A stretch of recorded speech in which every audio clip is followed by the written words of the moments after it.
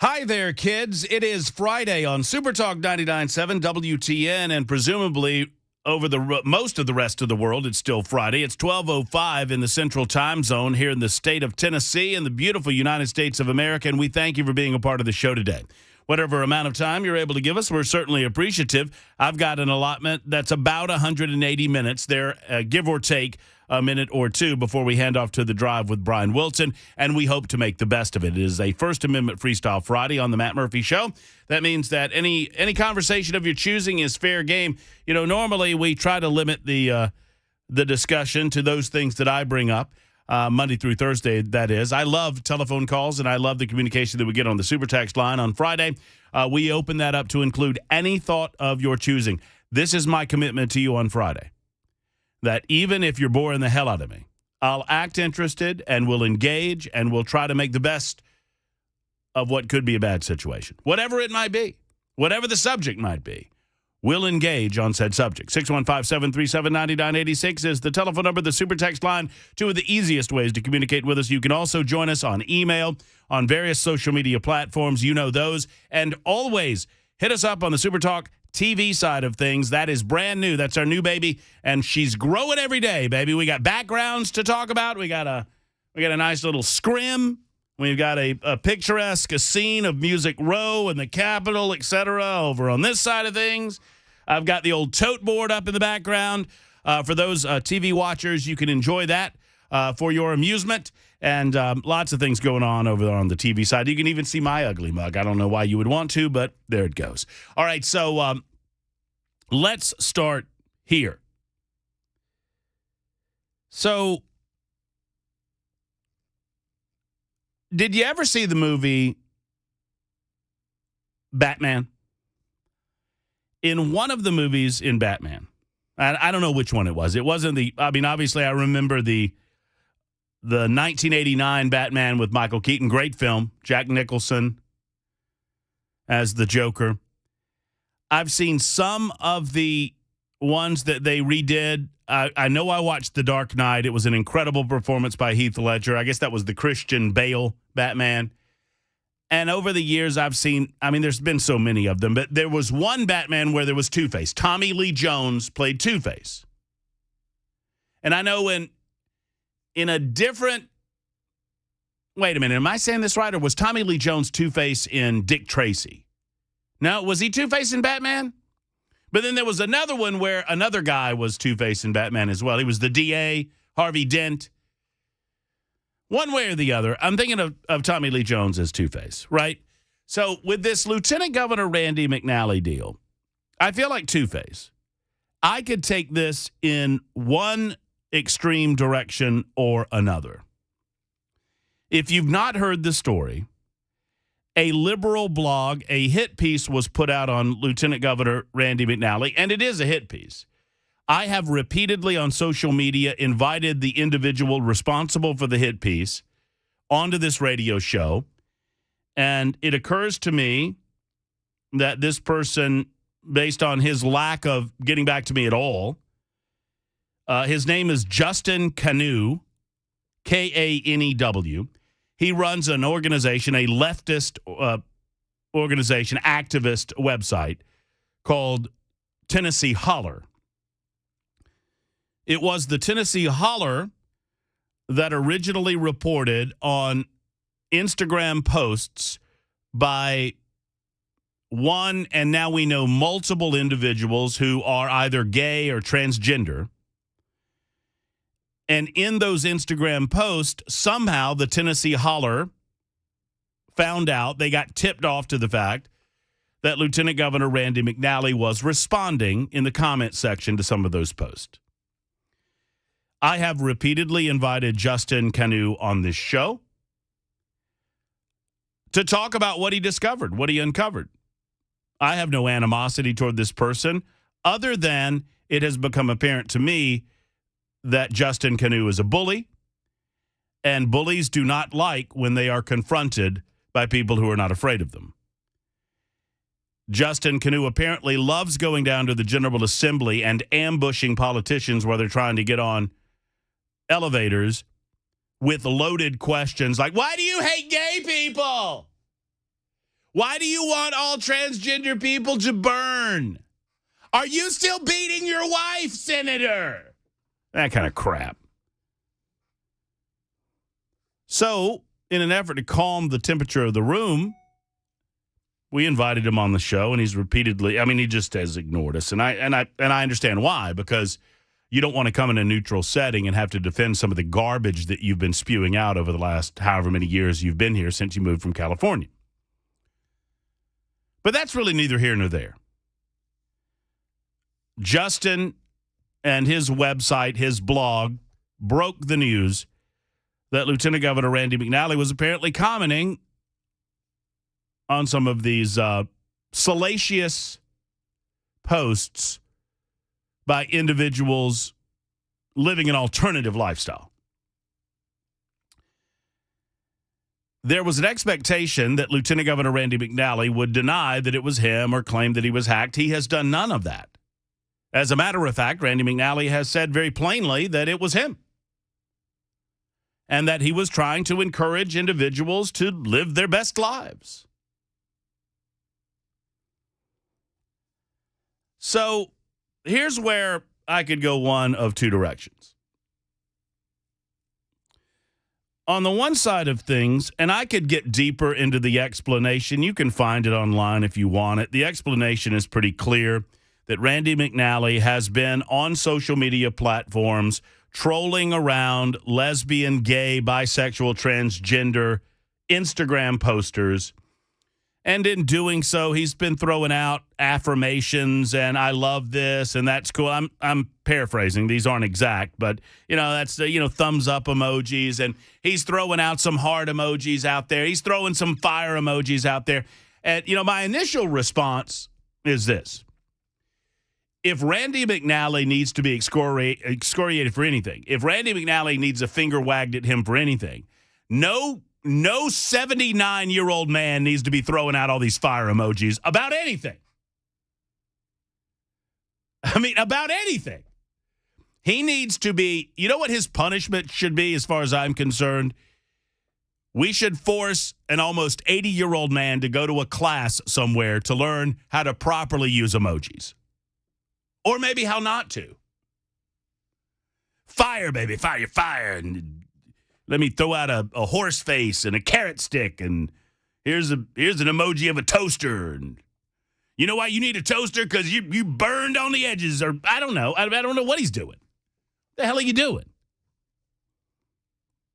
So it's amusing on that front, too. I'm 49. I'm 30 years younger than Randy McNally. And I don't use them. I try not to use them, and I've gotten sucked in. I've gotten sucked into the smiley face. My favorite emoji that I use is the one where the little smiley guy is showing his teeth. You know what I'm talking about? He's like, like, aren't I funny? And I feel like an idiot when I use the emojis. I've seen a lot of weird crap on the internet, man. I've seen a lot of weird crap on social media. I've seen a lot of weird junk on Instagram. And not once have I thought, I need to pop a couple of fire emojis on this thing. So on the one hand, no one's accusing Randy McNally of doing anything illegal. No one is accusing Randy McNally of doing anything wrong. No one is accusing Randy McNally of doing anything unethical. At least I've not seen anyone accuse him of such. Now, if you want to talk about the morality of it all, I guess we could get into that conversation. For his part, the lieutenant governor says, and you'll hear him in just a moment in an interview with Phil Williams, that we're gonna piece together, play a little game of stop and go. For his part, he says, "Look, I'm online, and I've had a change of heart about all of this stuff regarding the gay community. I still believe what I believe in terms of the law, but I love these folks, and I have family members who are homosexual or gay," he said, I guess. "And I know people who are gay, and I just I'm just there to encourage him." This is what he said. Fire emoji, eggplant. He didn't do an eggplant. I don't want to cast aspersions. I don't even know what that means. By the way, Belle, have you seen my emoji back here? That's my little house emoji. I got a little house going. Little house Little tree. You can't even see it, can you? It's back there. So on the one hand, here's where I'm at on this. Despite there being no accusation of illegal behavior, but despite there being no accusation of really unethical behavior, I mean, and we can all talk about are we really going to pretend like this is okay? I mean, it's not a fireable offense. And I guess I should tell you, I don't know Randy McNally. I've met a lot. I've had the honor of being introduced. I've never met him in person, but I've talked many times to the governor. I've obviously had many great conversations with the Speaker of the House, with the Senate Majority Leader, and other members of the General Assembly. I've had a wonderful opportunity to meet many of you in my 16 months here in Nashville, Tennessee. I've never had a conversation in my life with Lieutenant Governor Randy McNally, and I'm certain that he's a great guy.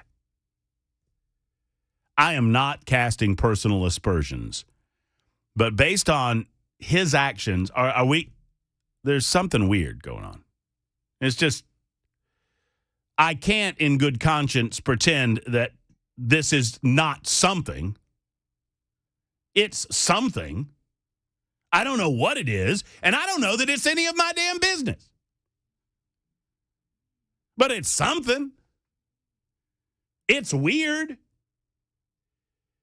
When a 79-year-old grandfather is commenting with fire emojis to a homosexual young man who is in his underpants in the shower, that's weird. But I don't know that it's any of my business. And I don't know that I'm comfortable making it my business. So that's one side. The two-facing out, that's one side. If I flip the coin and it comes up in one direction, I could be that guy that says this is weird. And I think there's more here. But then there's the other side. And the other side of me asks this question. All of you out there who are standing staunchly defending the LGBTQ community, all of you that for years have demanded that you be treated as equal citizens or in an equal station to everybody else, I would ask to you, isn't this what you always wanted? Isn't this what the woke culture always wanted? You have a staunchly conservative lieutenant governor in a ruby red state who, instead of wagging his finger and lambasting the gay community, maybe that's what Randy McNally was doing. Maybe he was condemning them to hell. Maybe every time he put the little heart hellfire, he was saying, I love the fact you're going to burn in hell. Maybe that's what he was doing. I don't know. Back to the point. Isn't this what the woke culture told us they wanted? To be treated as normal folk? So why now are you screaming and yelling about Lieutenant Governor Randy McNally, who, yes, has stated his position from a legal perspective on where we should be on any matter of, having to do with LGBT, like gay marriage or, this has zero to do with drag shows. Well, he's being a hypocrite, Matt. He's being a hypocrite because he voted to ban drag shows, and at the same time, he's fire emojiing this gay kid. One of these things has nothing to do with the other. Read the bill. Children should not and may not be present at adult-oriented, sexually-oriented performances. On the other hand, he's fire emojiing some young man half naked or mostly naked. That's his business. And one has nothing to do with the other. This doesn't make you a hypocrite. So on the one hand, I say, Well, I thought that's what you woke folk always wanted. A staunch Republican in a red state like Tennessee, not condemning homosexuals, but giving them the old thumbs up. And on the other hand, I cannot sit back and pretend like this is normal behavior on the part of the lieutenant governor, because it's not. I've been online for a long time. I've felt the need to defend myself online for a long time. I've felt the need to comment on other things for a long time. I have offered my support to many different types of individuals over the years, and I've offered condemnation to others. And never once in my I don't know how many years of doing this job and being on social media have I thought to reach out to someone like young Finn and offer him 3 fire emojis.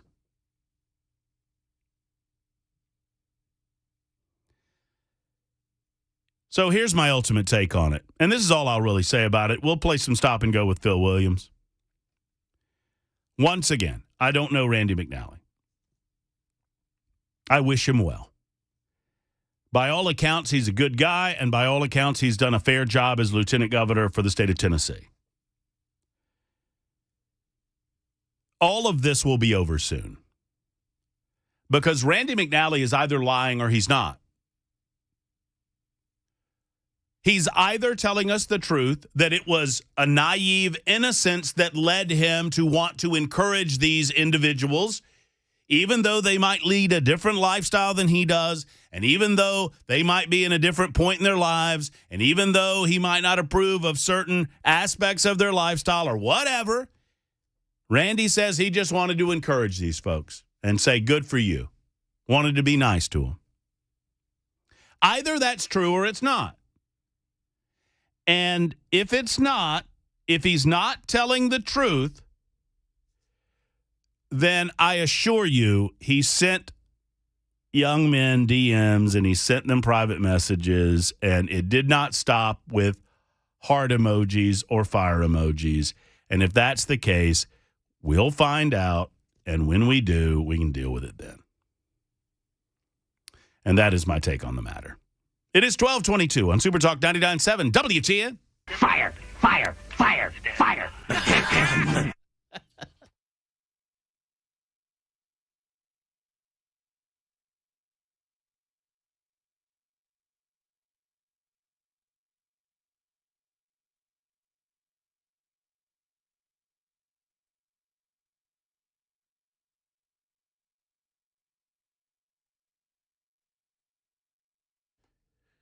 All right, let's talk about your safety, your personal security. Let's talk about security in the workplace, your school, your church, or anywhere where people gather. I want to talk about Defend Systems for a moment. Defend Systems is owned by Brink Fiddler. You've heard me talk with Brink. I am proud to tell you that over my year plus in Nashville, Brink has become a friend. And now he's brought Tracy Mendenhall on with him as a cohort in helping defend schools and churches and places of business and anywhere that people gather with Defend Systems. They are all about active shooter and physical security expertise in a dangerously developing world. They want to make sure that you are locked down as best as you can be. They discuss and will train you in the aspects of active shooter response training, workplace violence mitigation. They'll survey your site and tell you where the soft points are. They'll offer you emergency and intruder action plans and train your team in rapid response medical training, all customized to fit your facility. Friends, you need to check this box. If you're a business owner, if you're a decision maker in a business or a school or a church, please call Brink Fiddler and talk to him about what he can offer to you. 615-236-6484, 615-236-6484, or defendsystems.com. It is a dangerous world out there. Hope is not a plan. It's time to get trained with Defend Systems.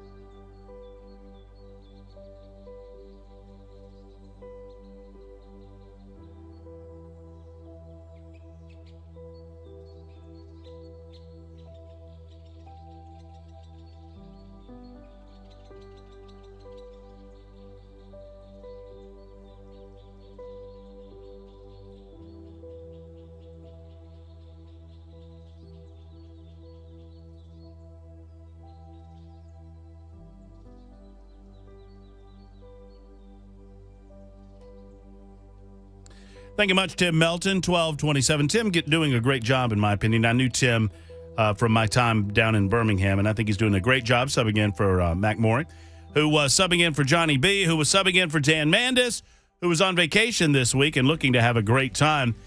Some of you on the super text line, 615-737-9986. Belkay and I enjoyed this yesterday. We enjoyed some lambasting.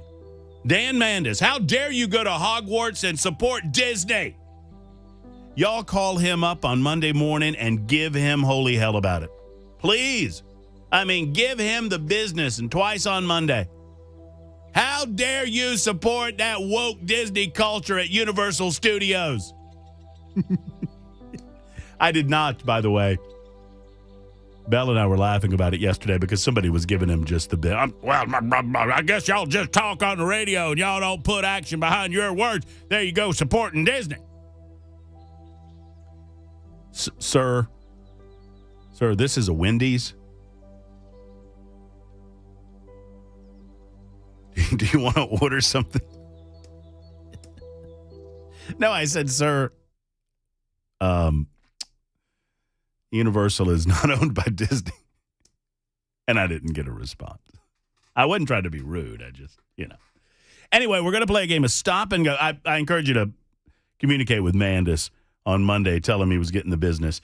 He was missed, although Johnny B did a great job. We'll play a game of stop and go right after the news, in which we'll listen together. I've not heard the complete interview with Phil Williams and Lieutenant Governor McNally, so we'll play a stop and go on that. Adam is next in Nashville to tell us what he thinks, if anything, about this story. Is there something? Is there nothing? Let's find out. Hey, Adam, how are you? Well, I'm doing great. Matt, I'll tell you what. Let's flip it. Let's say you're some woman sends you a, shall we say, you've seen the photos, right? I have. Yes. Okay. Let's say a woman sends you an equally provocative photo. What would your response be? I mean, what would you respond? I mean, what would you do with that? Not in 100 years. I would ignore it. That's what I would. Yeah, I mean, and that's why I say, and that's why part of me, I mean, the man's not done anything illegal. He's not done anything unethical. Whatever he has done is ultimately between him and his family. At the same time, I can't sit here and pretend like this is normal behavior. It's not. Oh, it's not. It's not. It's not normal. I mean, I'm just going to tell you that I'm very comfortable with that community. I promise you that is not normal. I promise you that there is everything that you think is probably there. I don't believe the man has acted on it, but I think his thoughts are there.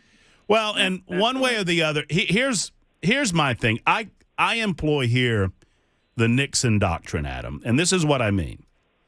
It's not that Republican operatives broke into the Watergate Hotel and tried to steal strategy from the Democrats leading up to the 1972 election. It was that Nixon then tried to cover it up. It was the cover-up that caused his resignation, not the initial action. So speaking of that, did you see the interview that they did on TV with him? Yeah, I'm going to play a game of stop and go on that in about 5 minutes, where we're gonna play it. The reason I bring that up specifically is because the one thing I noticed about that interview is, and I don't know if it was lighting, which is why I'm asking. Was it lighting, or was he just that red-faced?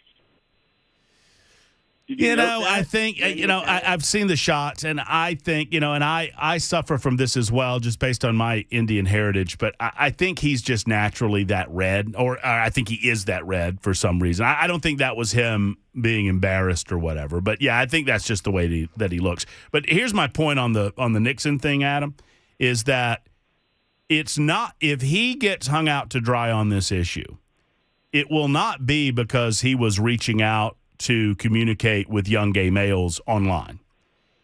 It will be that he's lying about it. He's either telling the truth or he's not.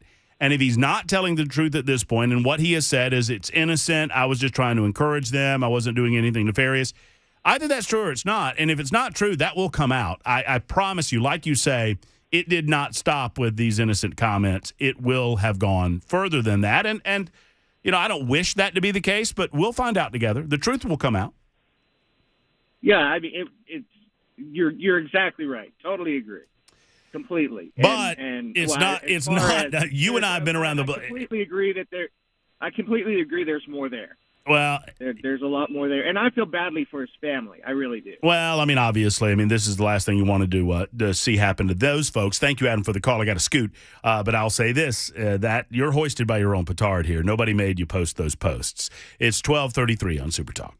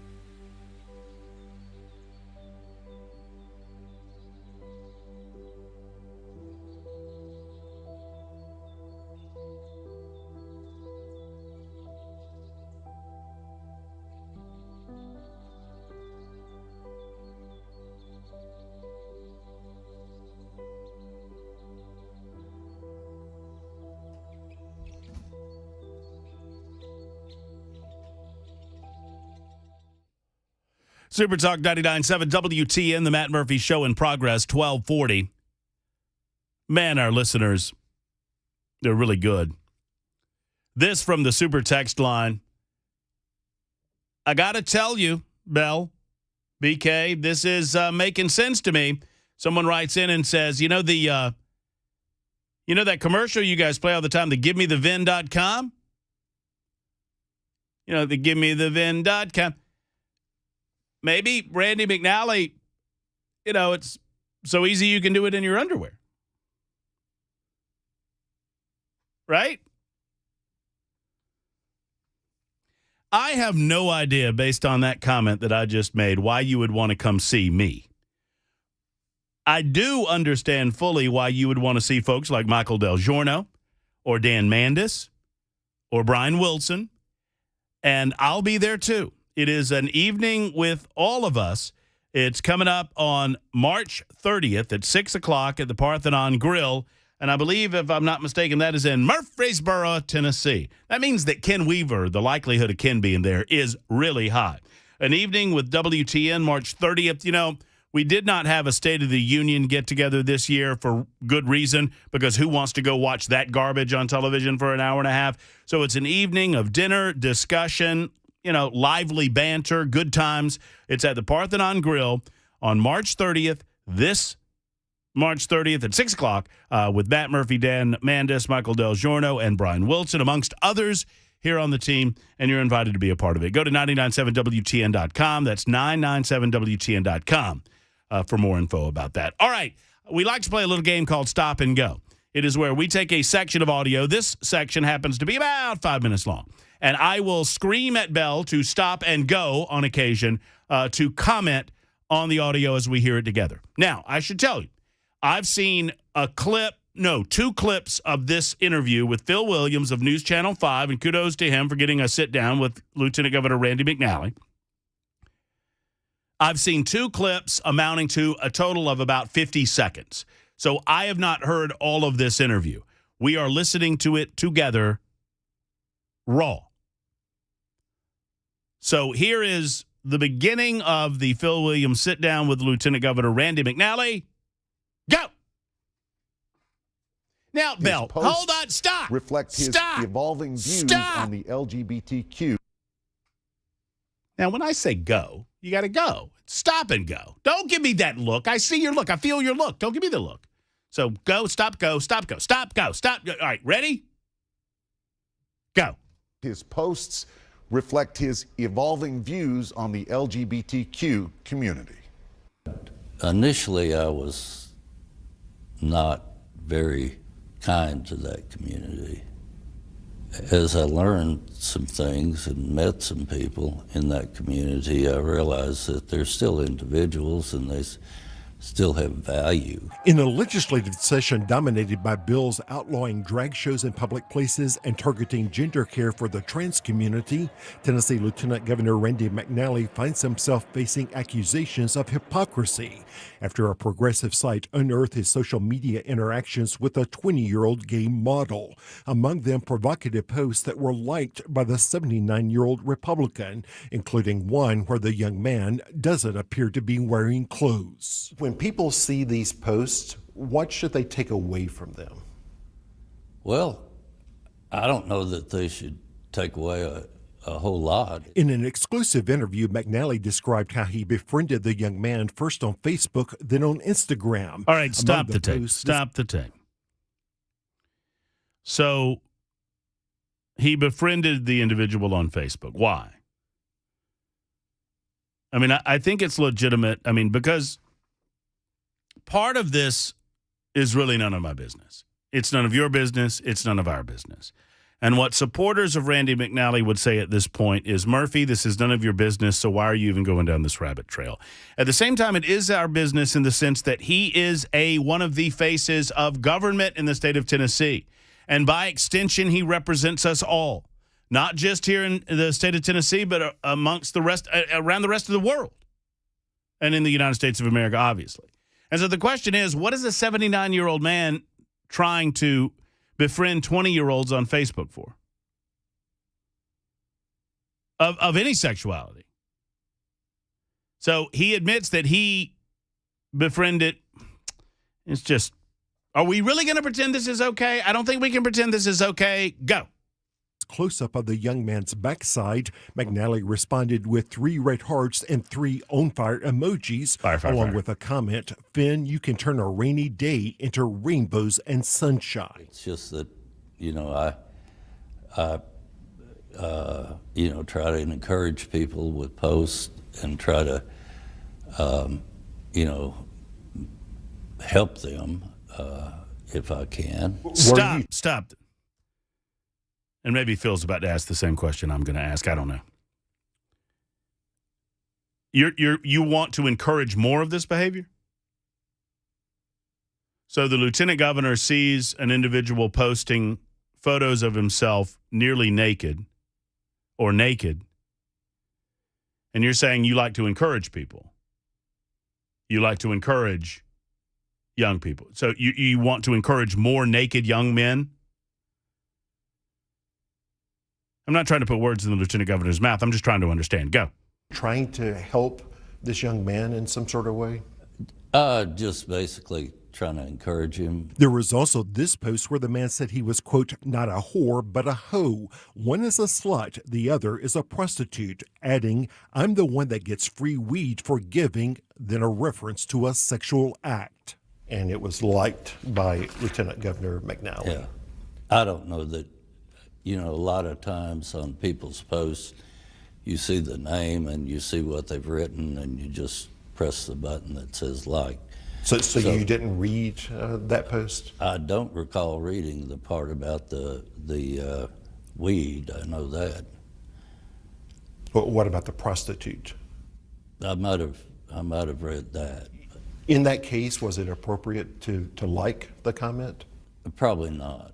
Probably not. Then we came to a moment in our interview that could not be avoided. I need to ask the question that people are suggesting on social media to let you respond to it. Have you ever had any personal relationship with this young man? No. You've never met him in person? No, never have. In fact, we found other LGBTQ-related posts liked by Tennessee's lieutenant governor, who says he's gotten to know members of that community, including some from his own family, and that he's tried to be more affirming of their identities. He also notes that he has spoken out against some legislation pushed by his Republican colleagues. Okay, there's enough of that. So I can't recall. I am blessed with the opportunity to meet so many different people in my line of work. I mean, every day, just about every day, I get a chance to talk to new people either through the radio station or just out and about. And I cannot recall the last time that I sought out to befriend a 20-year-old of either sex. Because that's just not my... I mean, the last person that I reached out to, and I don't know who reached out first, was Mac Morey because of our working relationship. And he's 5? So that in and of itself is a little bit odd. And Paul writes in, and maybe you guys agree with Paul. I don't know. It's a fair point, Paul. I mean, because once again, Paul, don't turn me off yet. Understand. I said, I'm two-face on this. I'm Tommy Lee Jones. One side of me wants to move on and say this is none of my business. The other side recognizes that I cannot pretend that this is okay for the lieutenant governor to be engaging in this sort of a level of activity. He is a voice and a face for all of us in Tennessee. What bothers me more than anything is his excuse for why he was throwing out some heart emojis and some fire emojis was to say that he wanted to encourage this young man. And encourage him to do what? He ought to be encouraging him to go to church or to put some clothes on. But Paul writes in and says, who the bleep cares what anyone does on a private chat page? If you want, you can change the subject or, and I'm assuming that I'm assuming that the rest of that sentence is that he can change the channel. Well, you know what, Paul? You might be right. I might be completely off base to say that this is odd and wrong, or at least odd. I don't believe it's the end of it. And I think potentially when the other shoe drops, we'll see ourselves with another lieutenant governor. So, all right. So D.A. Dent. So I don't know. I feel like Tommy Lee Jones was in one of the bad Batman movies as Two-Face, right? Okay, it was the Val Kilmer version. All right, I'm going to go with 5604, who says D.A. Dent was Aaron Eckhart, who was the much better Two-Face because he got burned. That was the was that the Christian Bale? Katie Holmes was in that version, right? Where he was, and he got knocked over and all the fluid, and it burned half his face. So half his face was all burned off, and you see him and then yeah. Okay, well, we'll go with Aaron Eckhart for the rest of the conversation. All right, so just to run down the rest of your comments on this, and we'll move on to some other things. Coming up at 1 o'clock, Jay Sinclair will take your legal questions via super text and via telephone call. 4636, he needs to be relieved of his duties as lieutenant governor. 69, oh gosh, I lost it. 6929, Matt, he also commented to the guy that he makes a cloudy day into a sunny skies and rainbows kind of day. I think we just heard this. 2308, I think this is not our business. Find another story. Well, if you think, what if we caught, I'm not going to go down that road. That is your opinion. But was Bill Clinton our business? 2308? Was it our business when the president of the United States was coming on to an intern? Because that's what the Democrats told us. The Democrats told us it wasn't any of our business. All right. Well, I don't know Randy, and I'm not going after him. I'm not going to pretend that this is okay. It seems weird. At the same time, some of you say, get off it, Murphy. Get off the subject. It's none of our time. Some of you are suggesting that the man should resign. So there's a lot of different opinions on the matter. 1252, when we return, government hid evidence from protesters standing before a court of law in the aftermath of the January 6th insurrection. That's what we're being told by the mainstream media, which it wasn't. We'll talk about that next on Super Talk 99.7 WTN.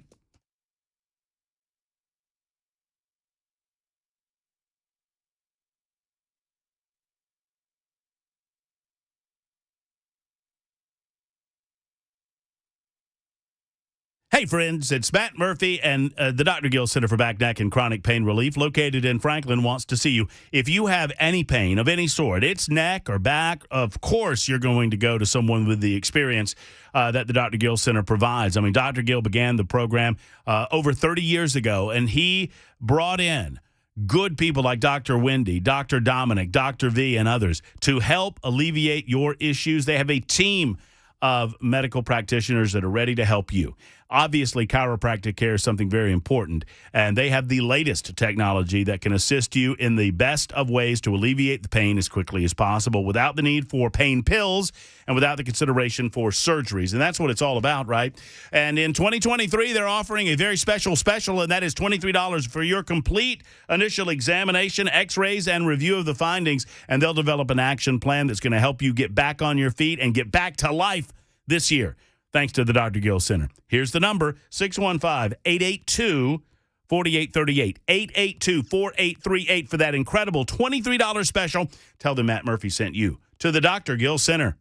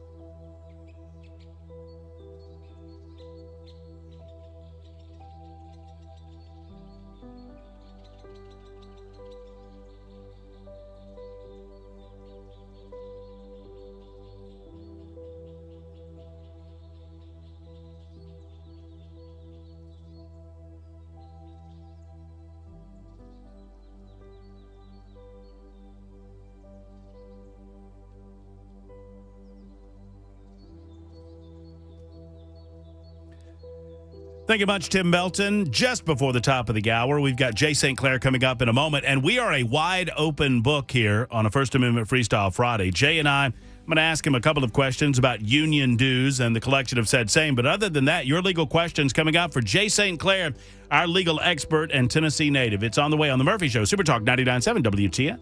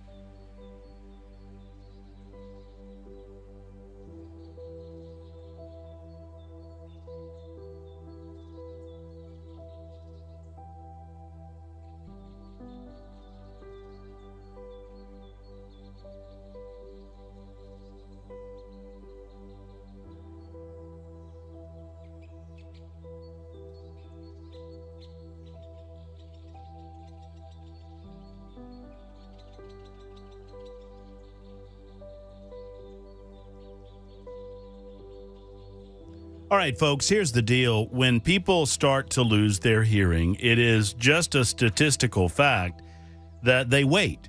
There is hope that it won't get any worse. There's sometimes hope that it'll even get better. And the fact of the matter is, and Ronnie taught me this at Brentwood Hearing Center, that sometimes people wait years and they suffer after they first notice a decline in their hearing to address their hearing challenges. If you're one of those people, I'd like to introduce you to Brentwood Hearing Center. I would like to encourage you to go visit with their doctors of audiology, sit down with them and discuss their strategies to help you in situations where you're having difficulty hearing. They'll take you through an examination and they'll demonstrate the latest in hearing technology to you. It will improve your life. It will improve the lives of those who love you and who are around you. Whether your challenge is talking on the phone, watching TV, enjoying dinner with friends, doesn't matter. They can find a right solution for you at Brentwood Hearing Center. Schedule your appointment today and tailor an individualized hearing solution for your needs. Brentwood Hearing Center can be found at BrentwoodHearingCenter.com, BrentwoodHearingCenter.com, or here's the number, 615-377-0420, 377-0420. Better hearing for a better life with Brentwood Hearing Center.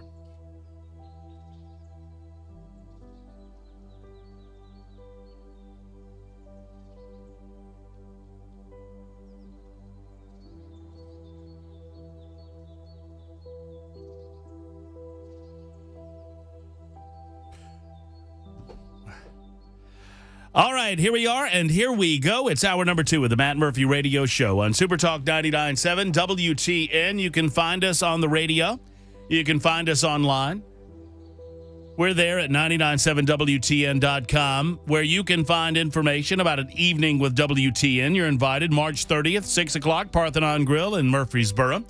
You can also find us on WTN TV. That's YouTube, Facebook, Twitter, and Twitch. We're coming back from our little break there. You can see look right there. There's my sign.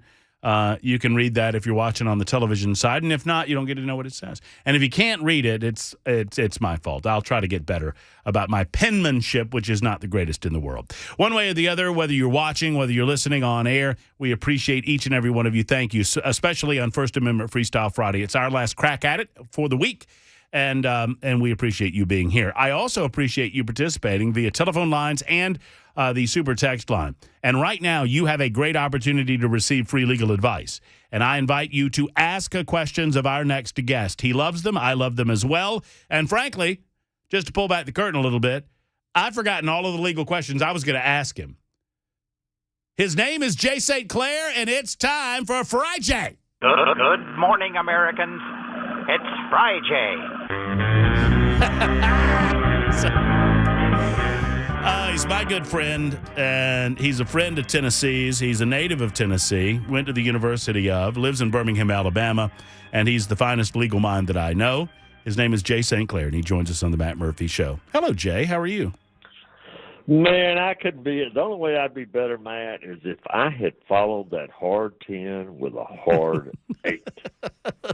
God, if I had just hard 8, life would be good. See, you know what you're doing. You're such a good lawyer.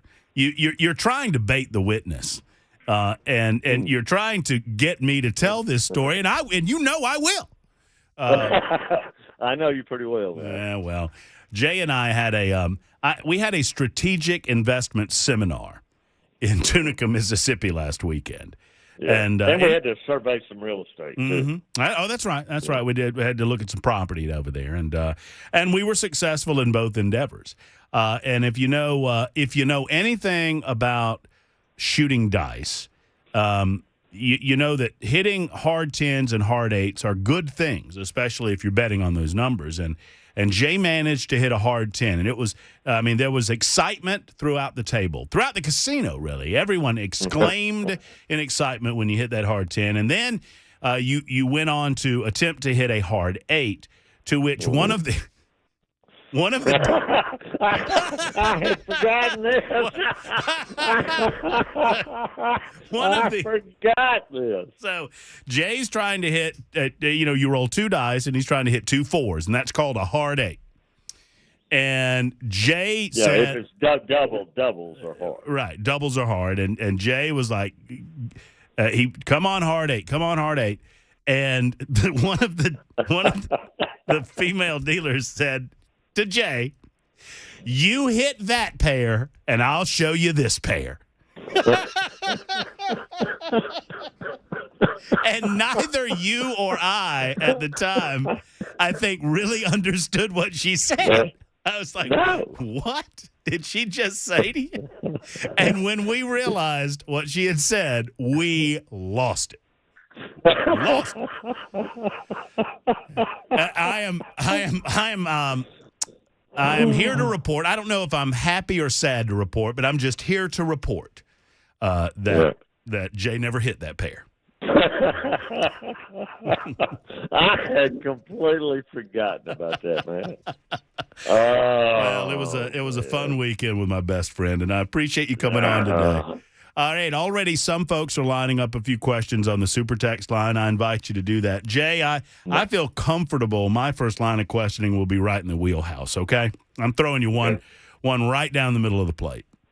There is a recommendation on the part of the General Assembly in the state of Tennessee that teacher salaries get raised, school teachers, that we raise their base level of pay to, I think, $42,000 a year, and they're going to incrementally raise it up to $50,000 a year. But in that legislation, there is an amendment or a rider or a clause, whatever you call it, a paragraph, that would also eliminate the responsibility on the part of the state of Tennessee to engage in the collection of union dues. Right. And, of course, the union is not too happy about this. So my question to you is, does the state have any obligation to collect union dues for the union if the employee is an employee of the state? Well, it's purely a matter of state law, Matt. Okay. So the only way they would have that obligation is that they put it on themselves. State and local governments are exempt from the federal labor laws. And so, in Alabama, public unions are actually illegal. Schools can't enter into binding collective bargaining agreements with unions. Maybe in Tennessee it's a little bit different. But, yes, Tennessee has the power to vote. The General Assembly can say, no, we are not going to collect your dues. Y'all can go get your own dues. That's absolutely legal. No question about it. Hey, Matt. Yes. Clean kill. Clean kill. I figured so. So, but by extension, I'm interested in you. I mean, it makes sense if you're negotiating for the union, or if you're attempting to set something up that would be most beneficial to keeping your membership up to where you want it to be. I think you would obviously want to get that money up front before the. Right. You don't want to make it harder for your union member to have to pay you. In other words. No, absolutely. Alabama actually did this. They may be aping what Alabama did a few years ago, Matt. There is a union, but there's no collective bargaining. And Alabama did that, and their dues went way down, right? Because when it's automatically deducted from your paycheck, you don't really notice it. But if you have to go write a check every month to pay the dues, well, there's going to be a fair number of people who say, well, I'm not paying that. No, so absolutely, the unions absolutely it's public record, so I can talk about it. My firm is representing Starbucks right now, all over the country. The union is really targeting Starbucks right now, and so if they vote a union in, then you got to go negotiate a contract. Very first thing the union wants, man. First thing, dues checkoff. We want the company to agree to collect dues out of the paycheck and send it to us. First thing they want. Makes sense. I mean, I've long said, and I think you and I have talked about this over the years, that one of the slickest maneuvers the federal government ever pulled on the people of this country is federal withholding. Yep. No, I knew exactly what you were going to say. Absolutely. It's brilliant. Because if at the end of the year we had to write one check to pay our taxes like I do with property tax, and I guess the same in Tennessee, it's much more visible and painful. So, yeah, it's absolutely brilliant. Take it out a little bit every week. Well, and I used to ask the question. It's a little more difficult now because I think people have become a little more wise to this. But, if you feel comfortable enough in asking the question of a coworker or a friend of yours, you have to be friendly with them because it's a rather personal question. You say, hey, how much you make over there at the plant? And invariably, 8 times out of 10, maybe not, maybe 7 times out of 10, they'll say, I bring home about so-and-so and such and such. Right. Well, I didn't ask you how much you bring home. Yeah. I asked you how much you earn, and I think it is brilliant that they slide it from the jump. All right, a couple of legal questions. Jay, you ready? Yes, sir. Legal question from 1256. I didn't get a name here. I'm trying to set up a trust for life insurance purposes.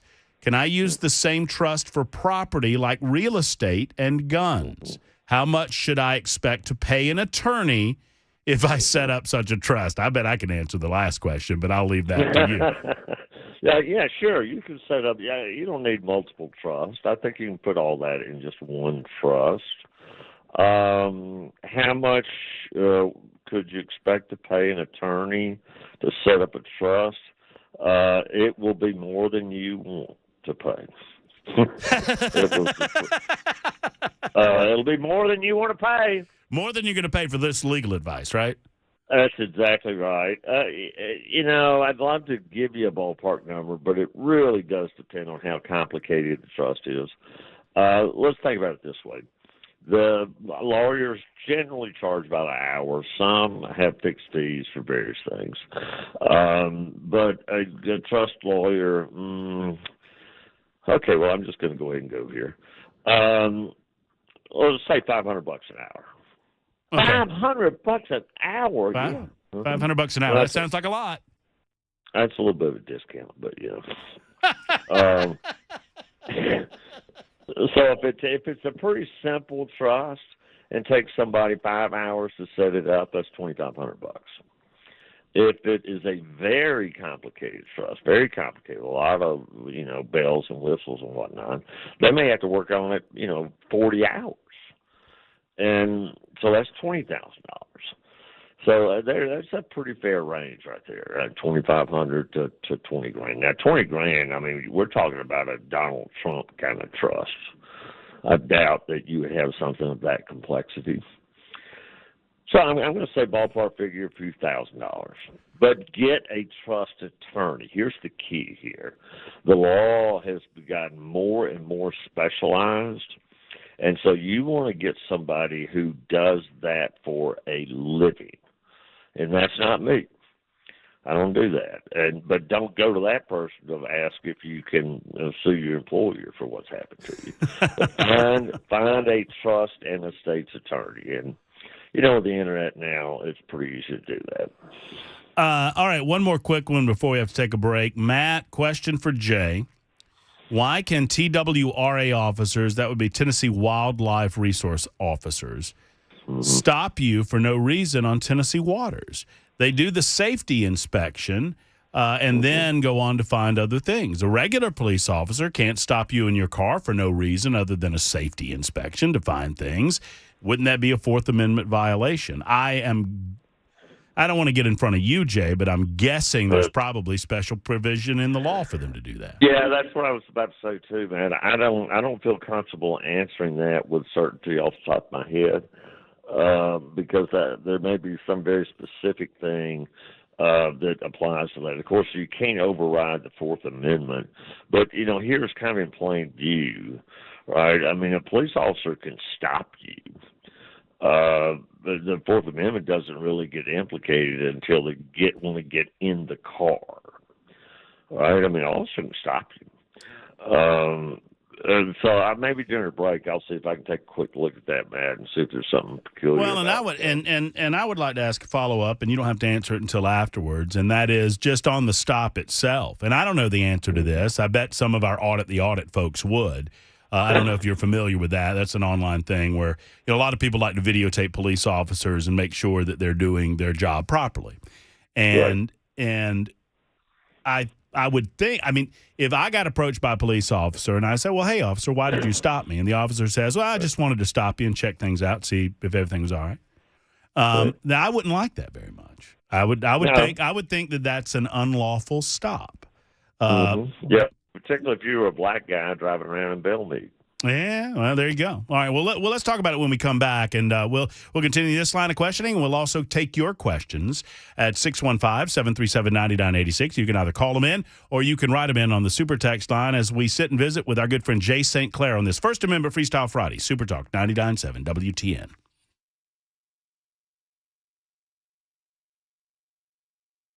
You know, friends, I don't pretend to be the cutest fella on the block, but I am feeling better and better every single day. Thank you to LT360. Coach Scott, Coach Elizabeth, one of the first things that they taught me, and now Dr. Underwood's on the team as well, is that health should not be measured by the scale, at least the weight on the scale. Obviously, with good health comes numbers that you will be more appreciative of. Obviously, if you're carrying around a lot of fat, you know you're probably not living your healthiest life. I don't have to tell you that, but I will tell you this. Far too often, people measure health by the number. And I can tell you, I was down to almost 190 pounds, and it was probably the most unhealthy I've been in a long time. I was unhealthy at 290, and I was unhealthy at 190. Now I'm trying to find balance with hydration, cardio exercise, a little bit of resistance training, and yes, what you take in matters. And they can teach you all of these things at LT360. Holistic health that works with LT360. Call Coach Scott today. Start the journey with a visit to their website, LT360.com. Once again, LT360.com.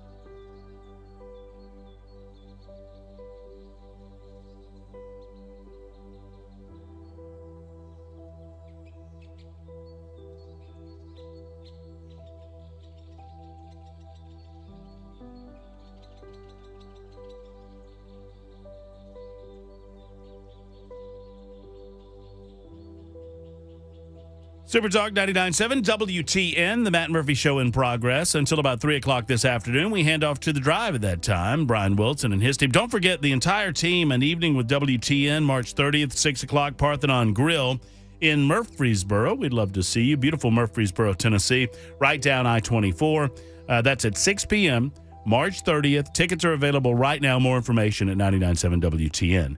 Our good friend Jay Sinclair with us, talking the law and taking your questions. It's Happy Friday. So, Jay, any additional thought? I know that was a short break, but any additional thought on? I did have someone write in and say the lakes and rivers in Tennessee are considered to be owned by the government. So that might give them some additional authority there. Yeah, it could be, man. You know, I'm just looking here. There was actually a case just a few years ago that dealt not with it on water, but on private property, hunting fields, right? And apparently the TWRA, I'd call them game wardens, you know, for years have said, well, we have the right to just go out on private property, right? We're just going to go out in the dove fields and make sure everything's okay. You're not baiting the fields or anything. Well, that was actually declared unconstitutional. And said that violates the Tennessee Constitution. It has a pretty robust, search and seizure provision. Maybe that doesn't carry over to the water because that is public property. I don't know. That's a really specific question. Somebody might have to pay me to research that. Well, it has come up in the past. We had a conversation going on, and I forget what it was about, maybe 6 months ago, about the TWRA and about their ability to they apparently have some ability, and I'll screw this up, so don't hold me to this, but it's an odd little quirk where they can come on private property for specific purposes to make sure that people aren't hunting illegally. This might be what you're referring to. No, it is. That's exactly what the law said, but it was declared unconstitutional. Well, I mean, and my first blush on that is rightly so, right? I mean, it's private property after all. Right. And I don't know, where I'm looking at, I'm trying to get a date on this. This was at the first level, it's in 2022, March of 2022. So it's pretty recent. I'll look and see whether this has been appealed up to the Tennessee Supreme Court. Question for Jay.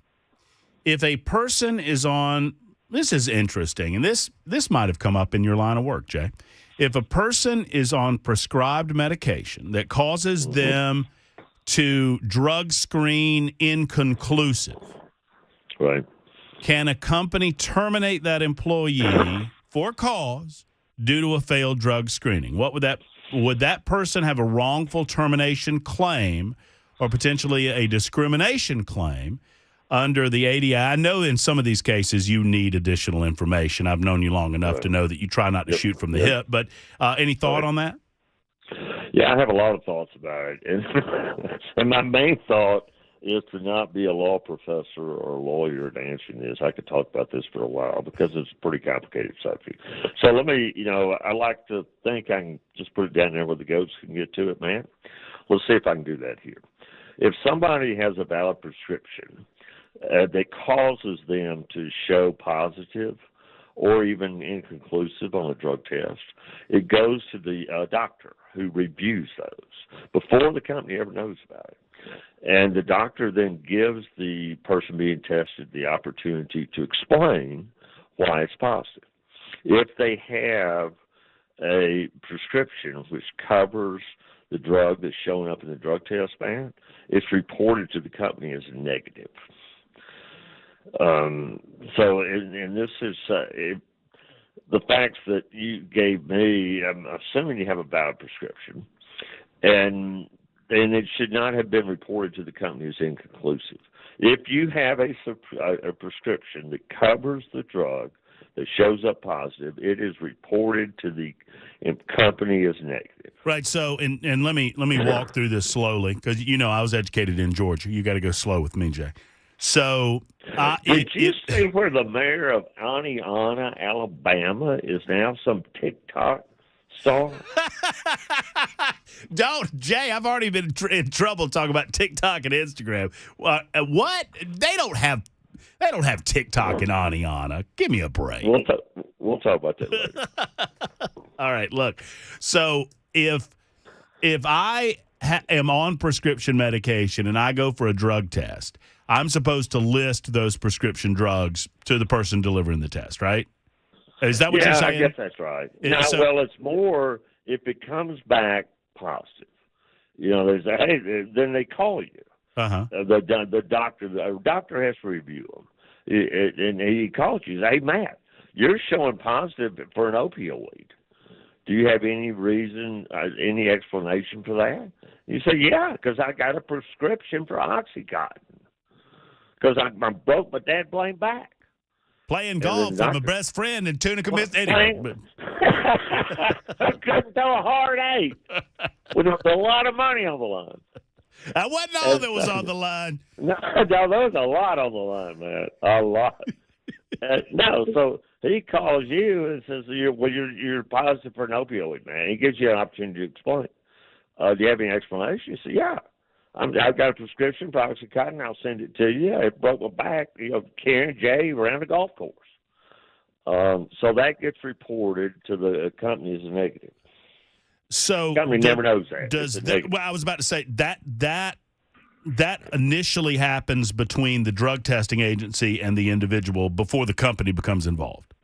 You said that exactly right. Okay.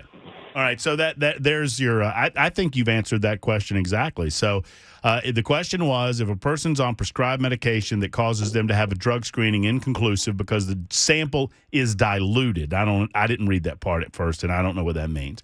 Now that's a different. Now it sounds like somebody's monkeying with a test. Well, right. I mean, that's a different deal. I mean, here's the deal: if there's something screwy about the test, the doctor's going to call the employee and say, "Can you explain this?"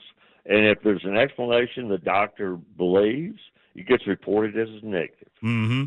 If the explanation does not satisfy the doctor, it gets reported as inconclusive. So in other words, if you're my doctor and you call me and say, Matt, can you explain all this apple juice and what was supposed to be your urine? And why was it room temperature? Right.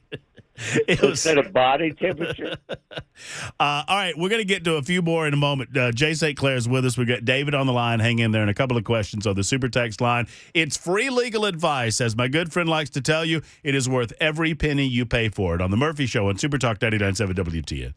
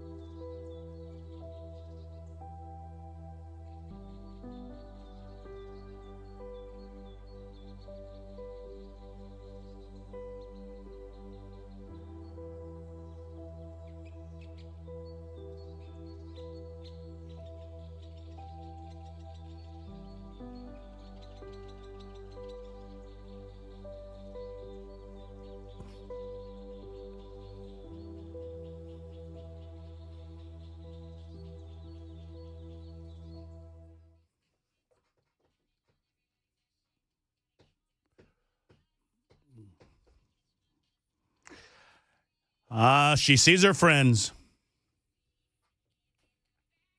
Hello. How's it going? It's Friday. Thank you, Rebecca. You do. It is a moral imperative that we get down on Friday. Roll those double fours. Roll that hard 8. 139, Super Talk 99.7 WTN. I am getting, Jay, I got to tell you, I'm getting so much action on the phones, on the Super Text line. I'm going to go ahead and commit to paying you double what I normally pay you on a weekly basis for coming on this radio show. So you're making double this week, my friend. How about that? Wait a minute. Stand by. Yeah, there we go. I knew there was something wrong. Normally, Jay would laugh at that. You're being paid double this week. Yeah, well, you lost my cackling. All right, so what did that philosopher Chris Hopperson say? Nothing from nothing leaves nothing. And there's got to be something if we're going to be with you. Yeah, something like that. I got you. All right, so I have some new questions to ask regarding employment law. But first, David has called in from the borough, and he's got a question about divorce. David, you're on with Jay Sinclair, and a good afternoon to you, sir. Good afternoon to you, Matt and Jay. I've got a question. I went through a divorce 3 years ago. I work for a government service, and in the final signing off of the divorce, signed in good standing by a judge, I had a clause put in there that the ex or myself could not slander one or the other on social media, the internet, or any computer platform. Right. If that happens, I've been divorced 3 years. If that happens 3 years, 5 years, 10 years, and I've still got copies of that, do I have legal basis to go against that person for slandering me? Yes, sir. Absolutely. What I would do first is it's going to be more effective, David, if you have a lawyer. I mean, I'm just telling you, lawyer letters have a different effect. But you could send a letter, but it's worth to get a lawyer to send it. Send a letter to her lawyer saying, look, here's what she's done. She's violated the agreement. If she doesn't stop right now, I'm taking her to court. And I'm going to try to get as much money from her as I can. Because at this point, all you really want is for it to stop. Right. I mean, I don't think that lawyer represents her anymore. Well, then what you could do is you just send a letter to her. I mean, I don't know how the relationship is.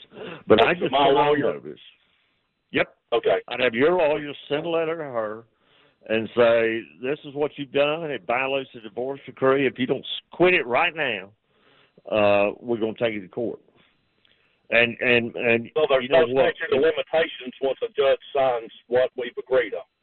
No, sir. I mean, that contract's in place forever unless it has a deadline. The only statute of limitations doesn't come into play, David. That's more from the period of time for when she breaches the agreement until you go assert your rights. So the statute of limitations doesn't start running until the wrong has been committed. Like, so in other words, Jay, if David waited, if she did something wrong and he waited 10 years from now and then 10 years said, hey, she did that wrong thing, he can't do that. No, barred by statute of limitations. David, does that answer your question? But if I take immediate action, I'm okay. Yes, sir. Hey, and David, do this for me. If your lawyer sends a letter, he's going to want to send a cease and desist letter. Don't let him do it. He'll charge you twice for it. Tell him just to send a cease letter. Stop it. Okay, and it's a she, so she may charge me triple. Well, you never know. Yeah, well, you tell her that, no, you're not paying for a cease and desist letter. I just want a cease letter. Yeah, just, David, ask your lawyer, say, ma'am, which will cost me less money, a cease letter or a desist letter? Okay. Well, and David, you've gotten caught, and thank you for the call, buddy. You've gotten caught up in a running joke between Jay and myself that there's no, I mean, a cease and desist letter is, well, it's a little bit redundant. So anyway, but no, that's good advice, Jay. So I mean, you taught me a long time ago. You did this for me a long time ago. If you feel like somebody's wronging you, if you get a good lawyer letter going, if you get a good stop it letter, most times it'll stop it. That's exactly right. No, and don't rush off to court. Just try to be reasonable about it, and that's right. And if my grandmother had been the first one to come up with a letter like that, man, it wouldn't be called a cease and desist letter. It'd be a quit that letter. Jay, quit that. Yep. Quit that. All right, let me get back to some of these questions, and I was looking at one that was pretty good. By the way, on the TWRA, the Tennessee Wildlife deal, when you sign, and this is someone that says I'm almost sure, but not entirely sure, but they believe that when you sign a hunting and a fishing license, you consent to the stop on the lakes in which you're fishing. So I guess maybe they could. And I think our good friend Judge Minor, who happened to tune us in, Jay, brought up a great point, and I want to give him credit for this. That stopping on a boat on a body of water is potentially considered the same as a driver's license check or a DUI check on the roadways, which have been found to be legal, right? That's exactly right. No, that's exactly right. I wasn't going to bring him up, man, but since since we're behind the scenes, we have a sitting criminal court judge advising us. His analysis was a lot better than mine. No, I don't think either of us would agree with that. Your analysis is dead on, but it is always an honor, Your Honor, when Your Honor gets a chance to tune in.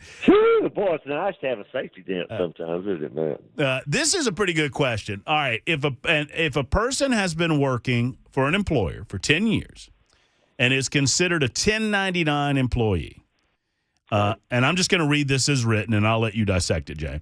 And even though he's considered 1099, the company pays for a company vehicle, gives them a fuel card and an expense account. Right. And with only 3 days' notice, they decide they're closing the company and the 1099 employee is done. Are they due any severance pay?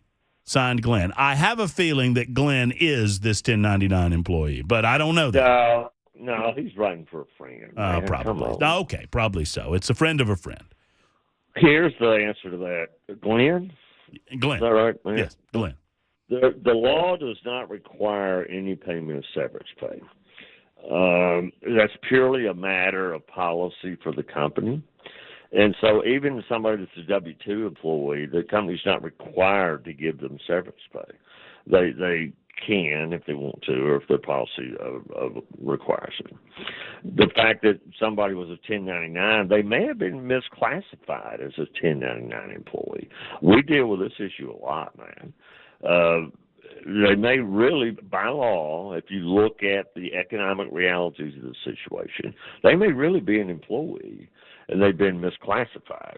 And so I think the way to answer your question, Glenn, if the company is paying W-2 employees severance pay, then somebody would have to look at this 1099 person's situation and say, well, he's really an employee, and therefore he, number one, should have been covered under health insurance for the last 10 years, and number two, he's due severance pay. So they might have been misclassifying this quote-unquote employee. Yeah, it may not have truly been an independent contractor. It happens a lot. Companies will treat somebody as an independent contractor, but if you look at the economic realities of the relationship match, which is what the law requires, they're really an employee. But there's no law, Glenn, that says you got to pay severance pay. But if they're paying the W-2 people severance pay, frankly, it's bad business not to pay the 1099 people severance pay. Jay, one more question, and then we'll have to call it an afternoon. Ted here. This is so different. I love my listeners. Thank you guys for joining in on this conversation with Jay every week. I have a question for the good lawyer. I have a third-grade child in a public elementary school in Davidson County, and the child has been punished for drawing pictures of firearms and a bloody knife during art time, and has been told not to draw weapons at school anymore. Are they legally allowed to squelch the child's freedom of speech like that? Is it possibly a violation of the child's protected rights? Key word of that sentence was possibly. And I guess, I won't say anything's possible. I don't think it's possible that Nick Saban's going to coach Alabama this year, or coach Tennessee. Mm-hmm. So some things aren't possible. But I would say this. I like the school's case a whole lot better than the student or the student's parents' case. It's not political speech that has the highest level of protection. If the student was throwing MAGA hats and they said, quit that or we're going to expel you, then that's a different case. But here, particularly with the sensitivity to violence in schools, Matt, the mass shootings and whatnot, I think a judge would find that that's reasonable.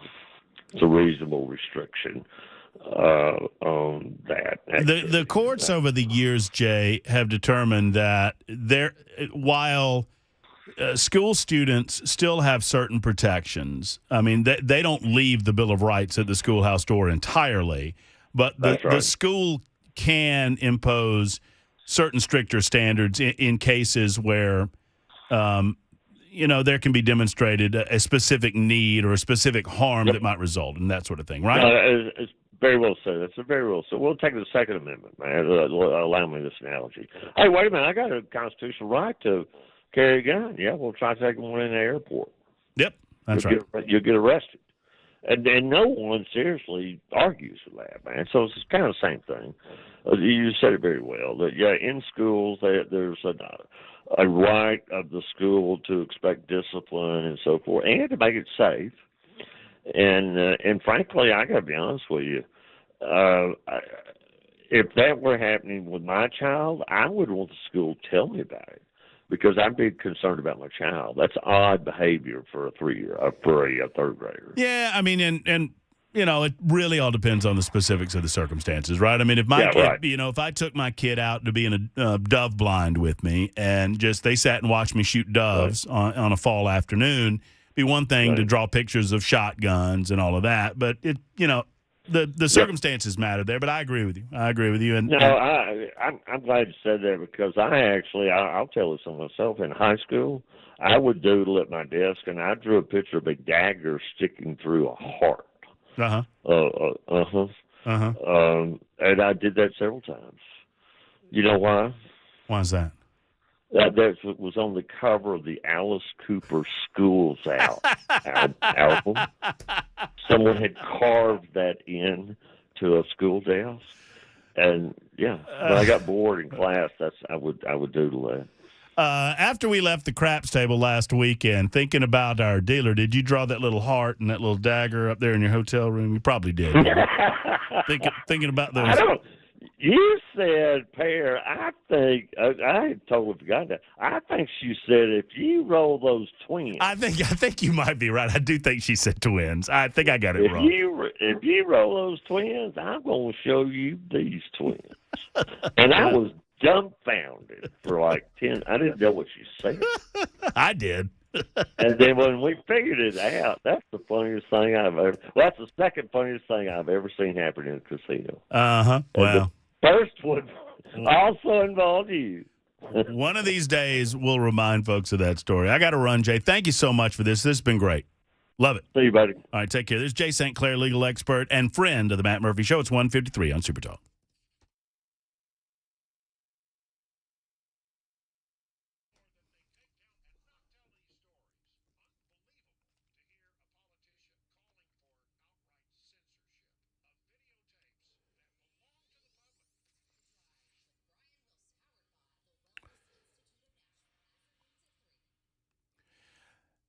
Springtime is, well, I guess technically right around the corner. We still have a couple of weeks before official spring, but you know the drill, right? Things are growing. The trees are blossoming.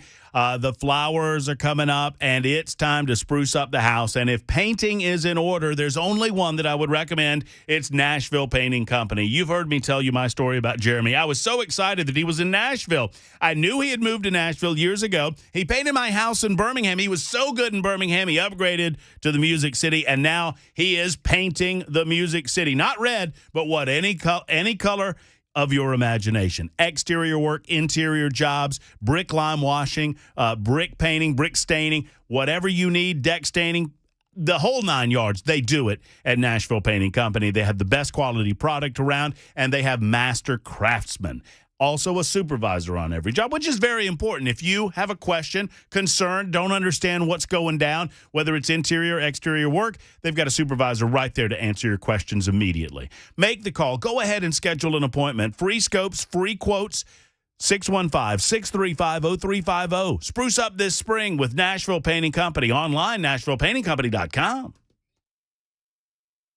Hi, I'm Paul Winkler. I've been teaching investing on Nashville airwaves for over 20 years with the Investor Coaching Show.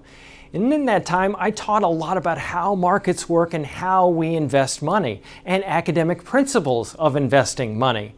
But I've also talked an awful lot about how to avoid the mistakes that people often make with their money. Think about it. A lot of people sold out of the market at the worst time when COVID struck, or when TARP happened, the Troubled Asset Relief Program, or gold, they invested in that at the worst time. Bailing out of the market because they were worried about Y2K or 9/11, or jumping into energy stocks, or jumping into cryptocurrency. One of the things that I like to do is educate investors, because I believe that the more educated you are, the more confident you are, and the more confident you are, the more successful you can be as an investor. Now, I not only do that on our radio show, but we do that in our offices around the Nashville region, 10 offices. To learn more about our approach to investing and financial planning, go to paulwinkler.com and set up a free 15-minute phone call. Or you can call 615-851-1950.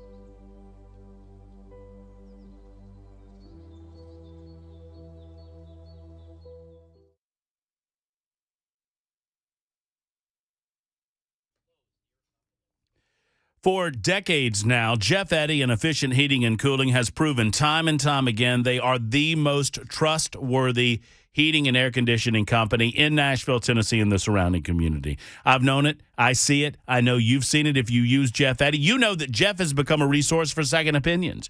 Jeff knows this as well. He doesn't mind if you call other people first. But if you need a second opinion, call him. Well, he wants you to call him first, obviously. But call Jeff Eddy because he's going to tell you the truth about the matter. If they're telling you that you need to spend $4,000 or $5,000 on a new unit, that might be so. Or we might be able to squeeze another year or two out of the unit that you currently have.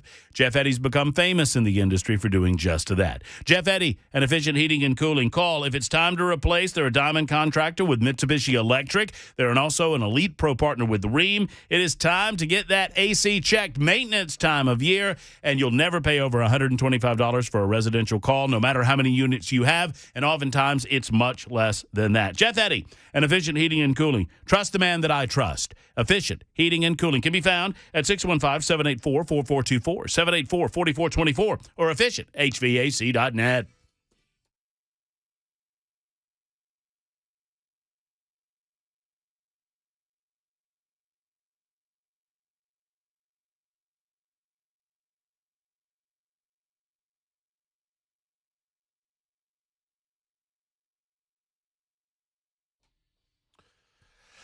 Here we are. Here we go. Our final hour of the week starts right now on Super Talk 99.7 WTN. By the way, I failed to mention it's episode 295 of the Matt Murphy portion of the broadcast day on Super Talk 99.7 WTN. You can also find us up and running on Talk TV. That is on YouTube, Facebook, Twitter, and Twitch. By a show of hands, who's been to Twitch? Yeah, me either. I don't know. I don't know what. Maybe I should check it out over the weekend and see what's going on. I don't know. I hear good. It's no TikTok. I mean, it's a safe and reliable thing that the youngsters are using nowadays. There you go. So those 4 platforms useful to you. And there's I don't know why you would want to watch me do this thing, but you know what? I'm glad you do. Some of you do, and we're appreciative of that. I don't know why you would want to come out and talk to me on a night like March 30th, but I'm proud that you do. Actually, I know exactly why you want to come out. You want to meet the one and only Brian Wilson. You want to say hello to Michael Del Giorno. Perhaps talk to Dan Mandis and see how the new stash is going. Did you see the stash over the holidays? You haven't? Okay, so, Dan's been off. He was taking a week-long vacation, which Bel K and I had to demand that he stop texting us. You got emails from him? I did too. I got an email from him last night too, telling me to promote this evening with Super Talk 99.7 WTN, which I'm happy to do, but I'm like, Dad, you're on vacation. That means you should vacate and have some fun. Well, one way or the other, he's the hardest working man in radio, I tell you. But he took a week off, and I saw a couple of shots on his page. You can find him on Facebook or whatever, where he is he's growing out the stash. And let me tell you, that will be, when all is said and done, I try to grow this nonsense and I can't. Look, it's ridiculous. If you're looking on TV, this is ridiculously wispy. This looks like, my facial hair looks like I have a trunk full of feet. I look like the type of guy that's got a trunk full of feet. I've got a cargo van sitting outside of your kid's elementary school, and it's bad. Dan looks like he can grow a celic. I don't know. A lot of times the guys that lose the hair up top can really grow the hair down bottom, if you've not noticed. Me, I've been blessed with a lot of hair on the top of my head, not so much on my chinny chin. It's the way it goes. So one way or the other, let's see the progress on March 30th. It will be Dan Mandis' Pet Caterpillar, Michael Del Giorno, Matt Murphy, and Brian Wilson, and you. It's at the Parthenon Grill, 6 o'clock, an evening with Super Talk 99.7 WTN, and that is in Murfreesboro. You can find out more at 997WTN.com. Okay, a couple of questions, and I've got a few sound bites to get to before we say goodbye, and we'll do some fun stuff on the back end. A loyal listener to this show, a woman that you might recognize, you'll hear her in just a couple of minutes. I want to give her credit for this. Gracie. asked me a question and wondered if it would be a good question to almost set a baseline for what people mean when we talk about politics in the state of Tennessee. Since you guys have known me, and I've been saying this for 20 years, I am a small L libertarian. That's how I identify myself politically. And that means this, that I do not belong to the Libertarian Party. However, I believe in the libertarian philosophy of governance. That is, government serves best when it serves least. That people have the freedom, the individual freedom and responsibility to take care of themselves. And that only government intervention should only be when it is necessary. When you are being deprived of your God-given rights and your liberties and your pursuit of happiness, when someone is depriving you of those rights, or if you're being accused of a depriving of rights to others.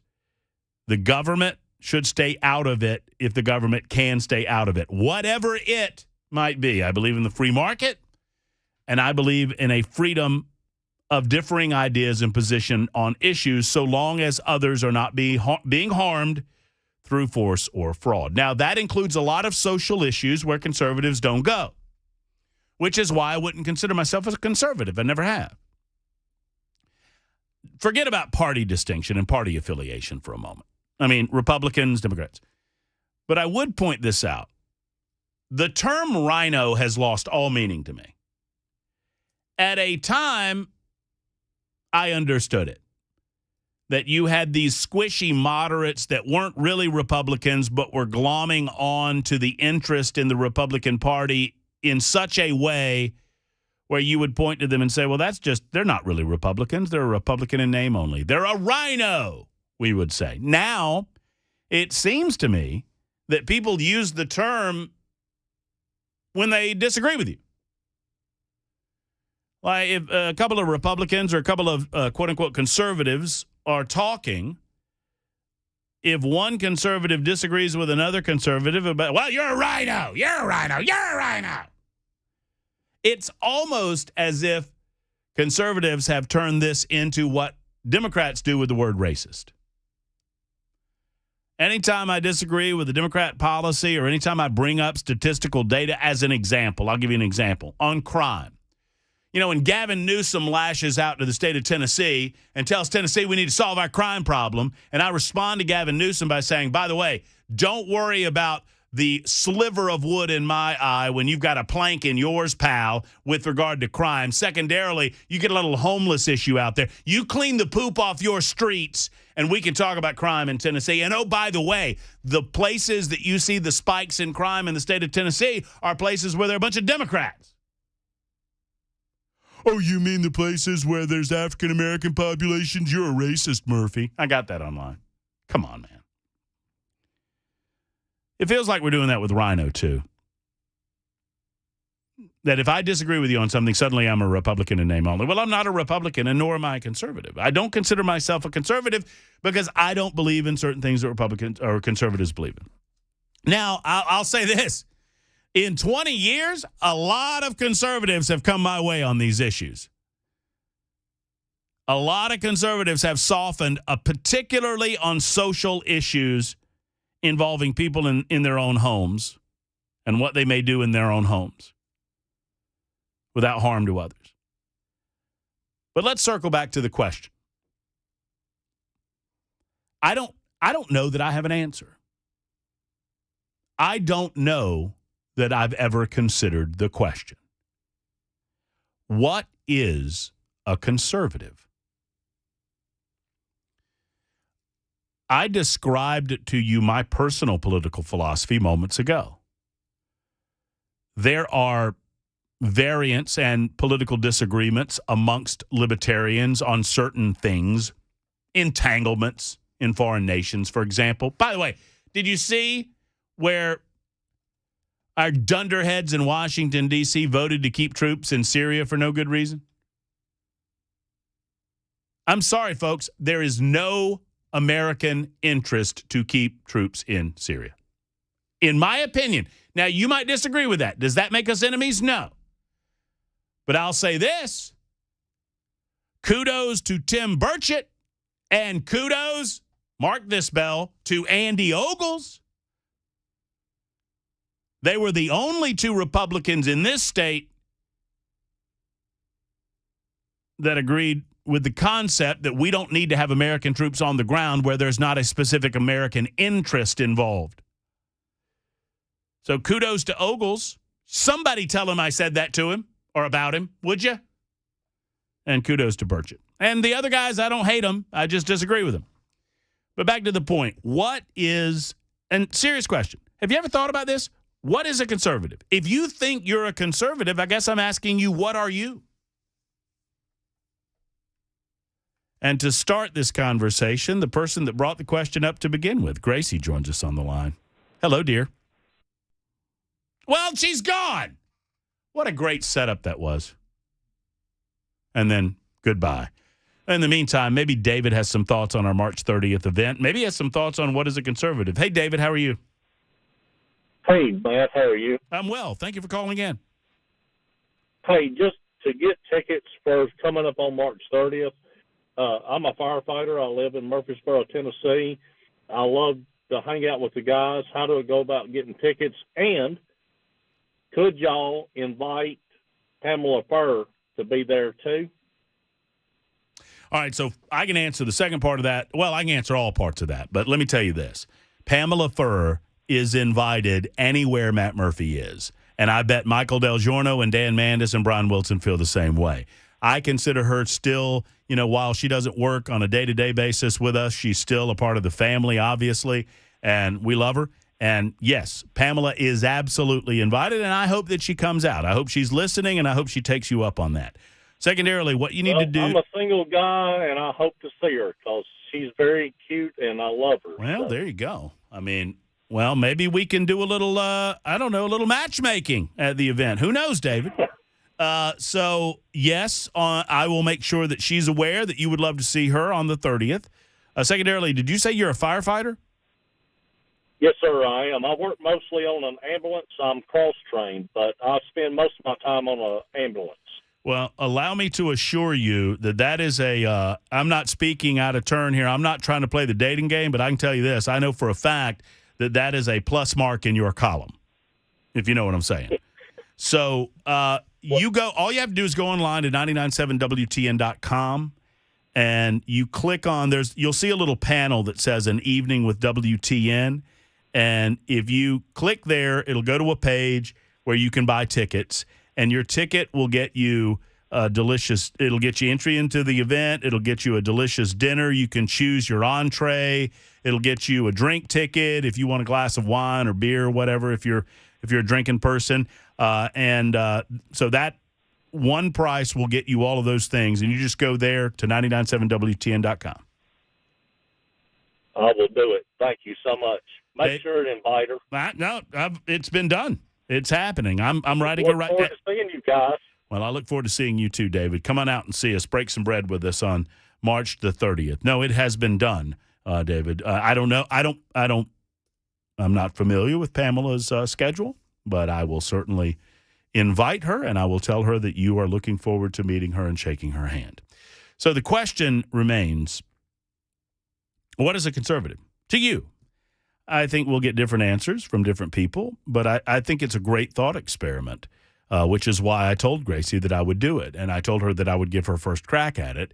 What we need to do before anything is to get her a new telephone so that perhaps we can hold the line. Maybe she's going through a bad cell. I don't know. Let's try it one more time. Gracie, I gave you a great build-up. I hope you heard it. How are you? I did invite as you were coming to me. We got disconnected. Oh. I'm sorry about that. All right, so it was your thought experiment first, and I thought it was a great one. And so I gave you due credit on that, and I wanted to give you first crack at it. Gracie, I'll ask you the question that you asked me. What is a conservative? Well, apparently it doesn't mean what it used to mean. In March of 2017, the Tennessee Star, Steve Gill, and Michael Patrick Leahy pulled together what they considered to be the top 50 leading conservatives of Tennessee to work on one specific campaign project. And I was one of those 50. Well, recently I wanted to do something similar and pull together what I consider to be the top conservatives of Tennessee current day. And I couldn't even come up with 10. So I started talking to folks and asking around. And it was actually the Rutherford County Mayor, Joe Carr, who posed the original question. He said, well, Grace, first that depends on what your definition of conservative is. And I was like, well, okay. So I went and looked it up, and I noticed that in the dictionaries, they started changing the definition over the course of the last several weeks. And, of course, the definition's kind of out there and doesn't really apply to anything we would consider. So I started asking around, and that's when I came to you. Now, for me, it means being a good fiscal steward. That's like number one. It means staying out of everybody else's business. Government is best when it's small. That sort of thing. But I'm curious to know what everybody else considers the definition of quote-unquote conservative to be. I think, and I am too, Gracie, but but what you just described could easily describe a libertarian as well, could it not? I mean, physically, and financially stingy with the people's money, a belief that government should stay out of one's business when it is not the government's business. One of the reasons that I've never considered myself, and nobody get me wrong here. I love conservatives and I love my conservative friends, and I'm a part of your number.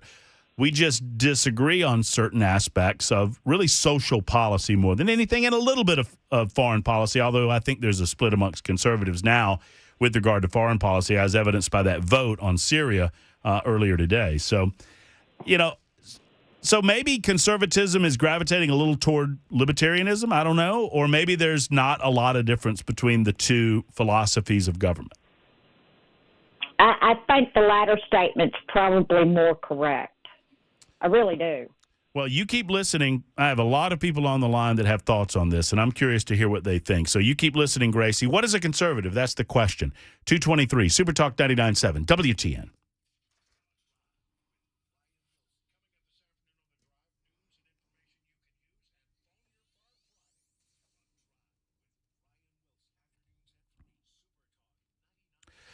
Over the last 40 years or so, statistics show that men in general are losing their testosterone younger and younger. A variety of reasons for this, but you don't have to be a part of that statistical data analysis. If you're feeling sluggish, if you don't have the energy like you used to, even if you're in your 30s, certainly if in your 40s or 50s, it's time to get with the Tennessee Men's Clinic. They are the premier organization in Middle Tennessee to examine men and men alone and to find out what's going on in your body. That starts with a visit to their office, and for less than $100, they will do blood work on you. They'll give you a complete examination. They'll talk to you about your energy levels. They'll ask you some questions about bedroom activities because that matters. What happens to you from an energy perspective eventually will lead to the bedroom. And that is why they talk about it, because they don't want you to get there. They want you to get ahead of this situation before you do. And it takes a test to see if that testosterone level is where it should be. And if it's not, they can fix it. I mean, that's as simple as it gets. Go to Tennessee Men's Clinic to find out more information. Tennessee Men's Clinic, or call them today. 615-208-9090, 208-9090. Tell them Matt Murphy sent you to Tennessee Men's Clinic.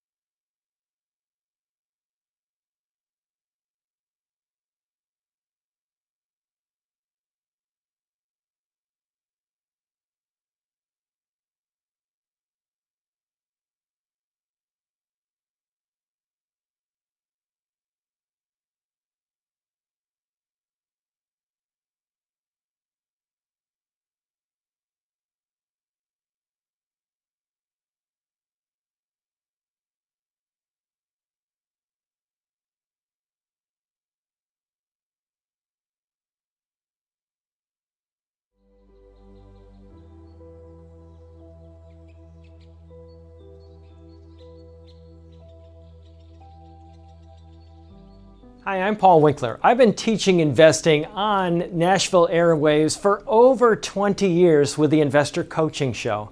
And in that time, I taught a lot about how markets work and how we invest money and academic principles of investing money. But I've also talked an awful lot about how to avoid the mistakes that people often make with their money. Think about it. A lot of people sold out of the market at the worst time when COVID struck, or when TARP happened, the Troubled Asset Relief Program, or gold, they invested in that at the worst time. Bailing out of the market because they were worried about Y2K or 9/11 or jumping into energy stocks or jumping into cryptocurrency. One of the things that I like to do is educate investors because I believe that the more educated you are, the more confident you are, and the more confident you are, the more successful you can be as an investor. Now, I not only do that on our radio show, but we do that in our offices around the Nashville region, 10 offices.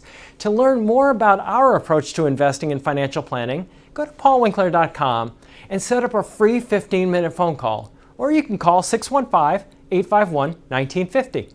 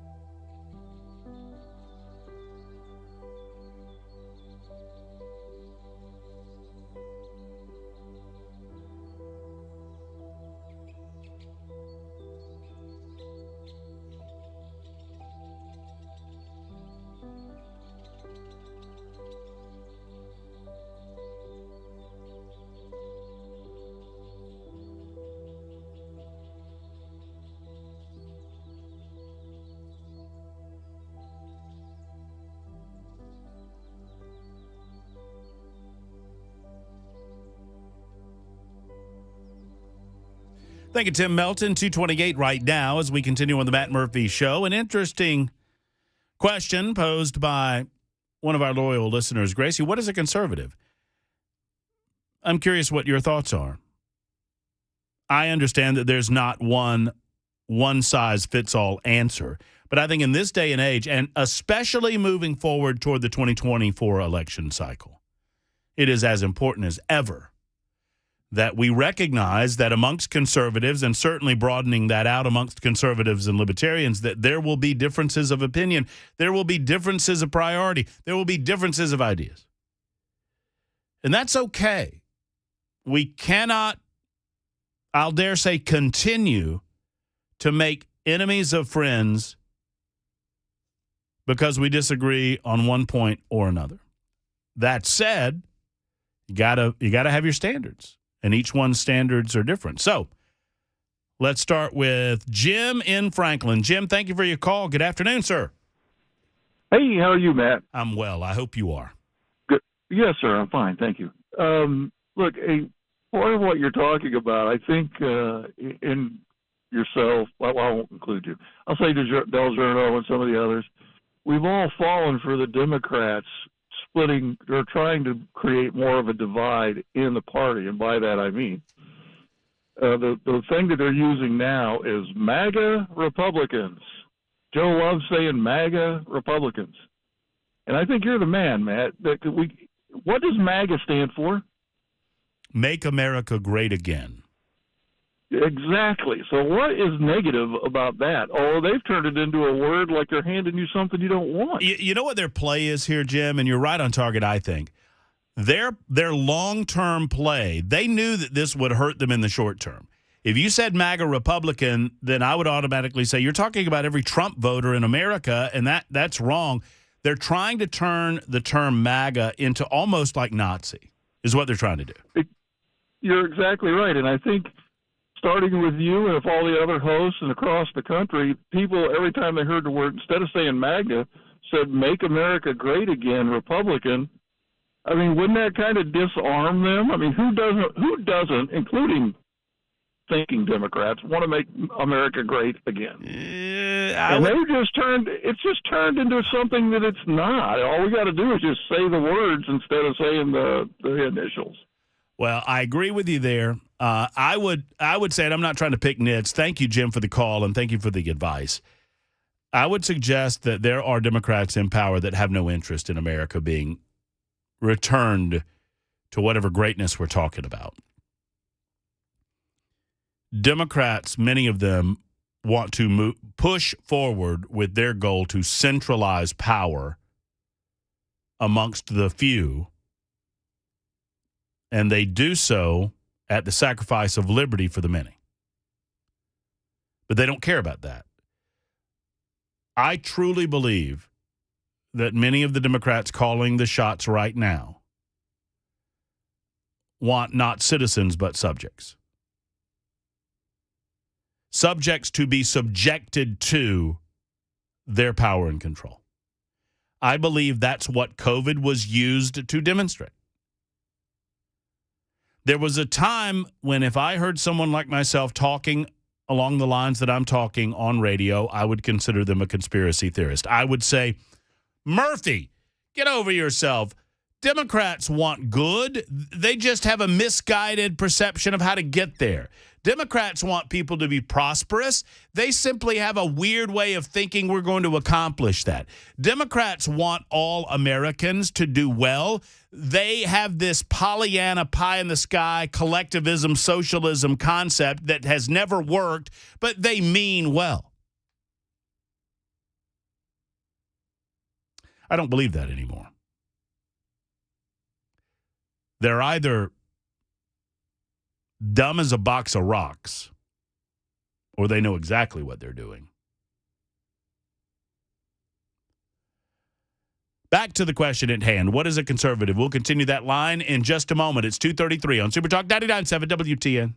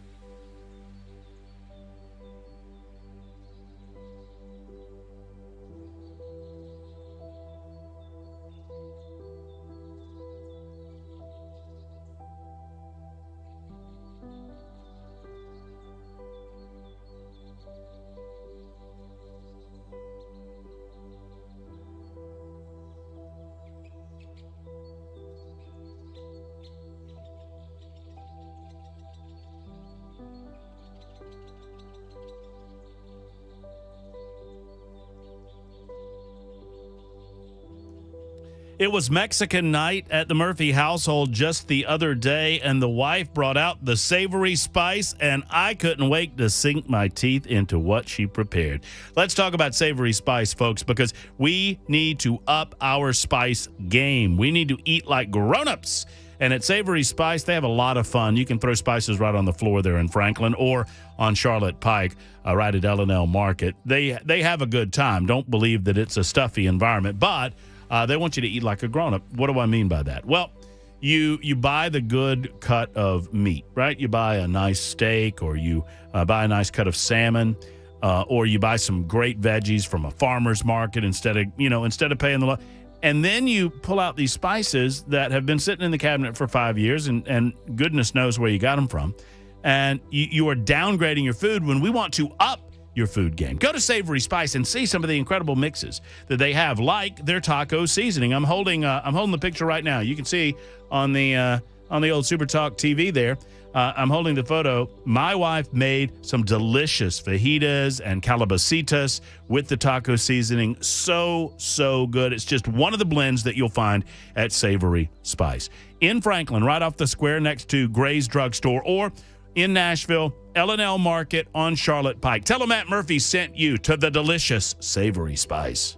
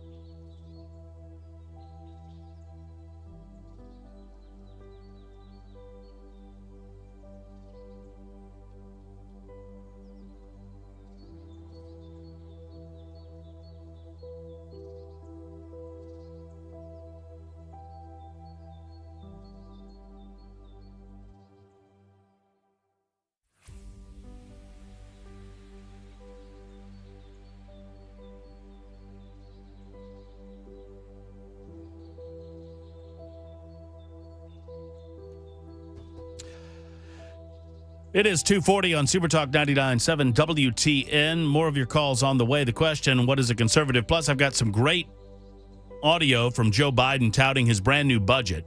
I have some details of said budget before we get out of here and make way for The Drive with Brian Wilson on Super Talk 99.7 WTN. The question on the table on the First Amendment Freestyle Friday is simple. What is a conservative? What do you consider the best for you? I mean, I understand that it's a very, very broad question, but I'm curious what your thoughts are, and we'll get back to them in a moment. You know, I just remembered that I forgot to ask the question. I hate that. But the question that we had for St. Clair was, we now know that, what's his name? The QAnon shaman, Jacob Chansley, I think. His first attorney pushed him into a plea deal. And in the plea deal, he does not have a right to appeal. That's a part of the deal. He's now sitting in jail. We now know that there was exculpatory evidence available to either minimize the sentence of Jacob Chansley or to eliminate it altogether. And his attorney did not wait for that evidence to be presented to the defense. It is unconscionable that Jacob Chansley is in jail right now. It is anti-American that he's in jail right now. And I wanted to ask Jay, and I forgot to do so, if this would open up some avenue for appeal or a retrial, because Jacob Chansley did not have the opportunity, nor did his counsel have the opportunity at the time, to review and look at all of the tapes that have now become available that show him being escorted through the hallways of the U.S. Capitol. And that matters. He was described in court as the leader of the violent insurrection. He was not leading anything. He was being led by Capitol Police officers. I'm not saying they did not have a motive in doing that. I'm saying that they did that. That's now irrefutable. And so I got that going on. I also have the Biden budget going on that I'll try to get to momentarily. Right now, however, Mike is in South Pittsburgh, I believe, with a thought on what is a conservative. Hey, Mike, good afternoon. Welcome. How you doing, buddy? I'm well, Mike. I hope you are. Hey, I listen to you every day. I enjoy your show. One thing I can tell you what a conservative is not with a country that's $30 trillion in debt. It's a crying shame what the country has come to, because people do not know how to, number one, manage money. People do not.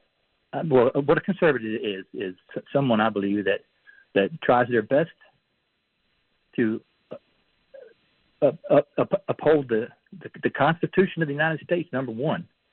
Well, actually, that's number two. Number one is try to live by the Ten Commandments. What we have in office now is the opposite of conservative. I mean, better question would be, which would Jesus be? You know, well, when Jesus. I mean, it is a different question. That's for sure. When Jesus makes comments like, "If you don't work, you don't eat," but yet you still got to take care of the widows and the orphans. You know, but that's all according to the church to do. That's what the church is supposed to do. That's not for the government to pay Robin Hood. You know.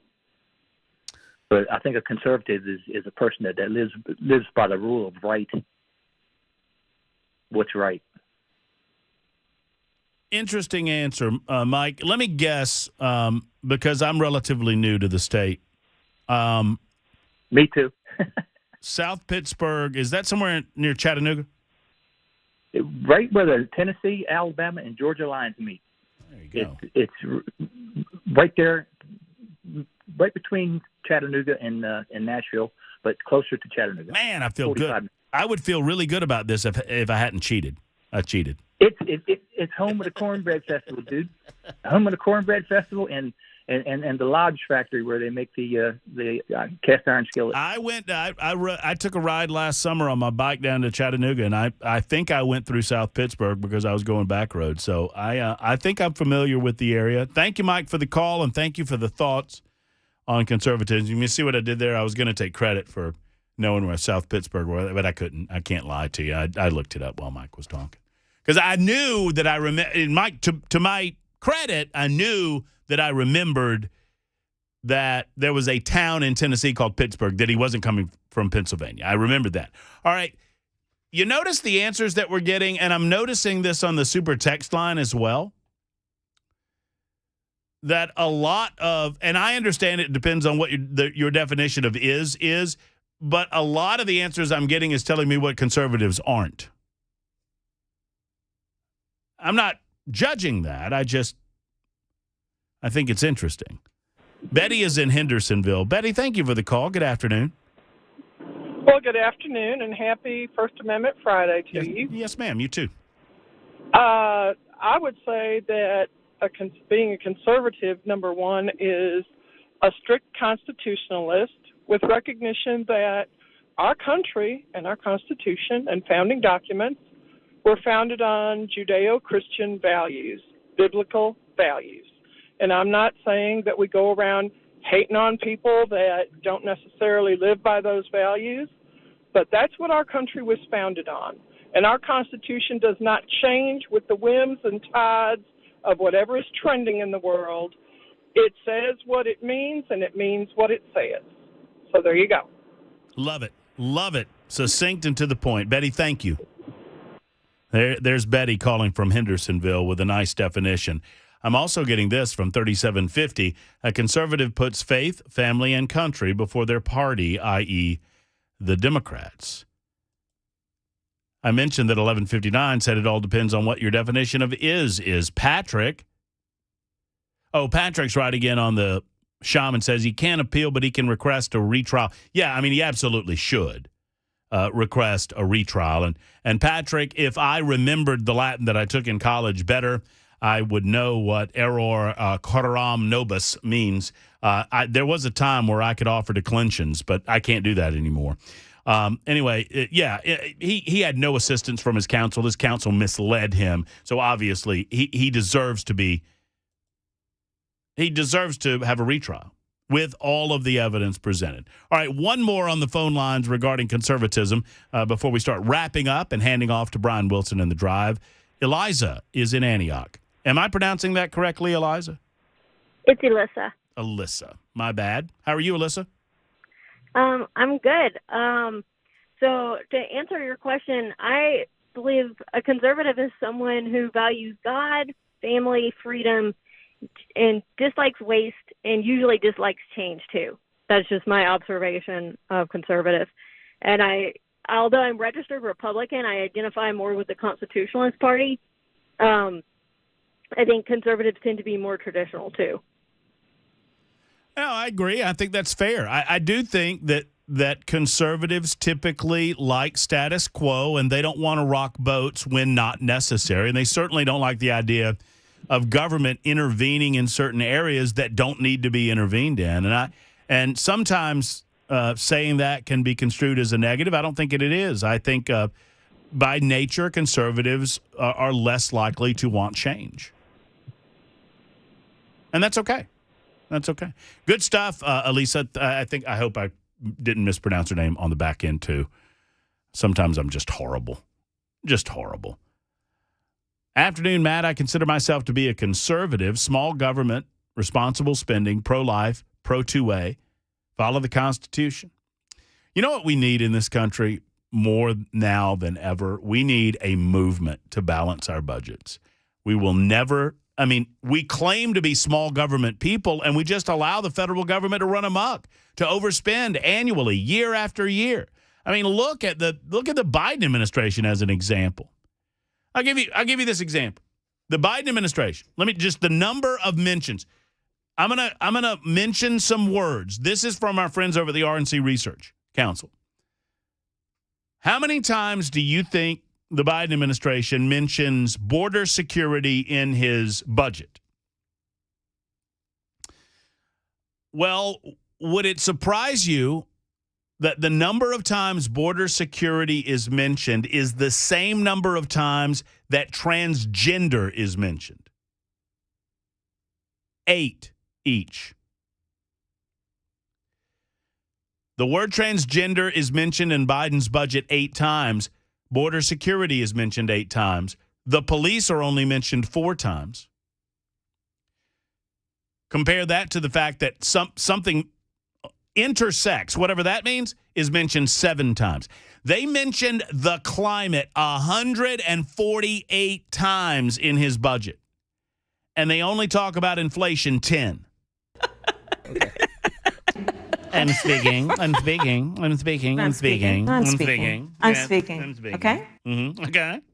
Okay. The word equity was brought up 63 times. The word parents 3 times. Environmental justice 25 times. Gas prices 3. They brought up fentanyl twice, although it kills 100,000 people every year. Is there any wonder that Janet Yellen is out there screaming and, well, yelling about how wonderful the Biden administration has done? Our administration will continue to build on the actions we've taken to expand supply and provide cost relief in areas like energy and health care. Cost relief in areas like we'll continue to provide. What is this woman talking about? Electricity bills are up almost 12%. Fuel oil is up almost 28%. Natural gas prices up 27% over last year. But she says, hey, everything's hunky-dory. We're going to continue to work on this. Inflation has outpaced wages for 22 straight months. Gas prices are higher than when Biden took office, much higher. Prices for almost everything have gone up. Incompetence run amok. I don't want to leave you with bad news, though, so if I have time, I'll give you good news. If I don't, I'll say goodbye. It's 2:52 on Super Talk 99.7 WTN.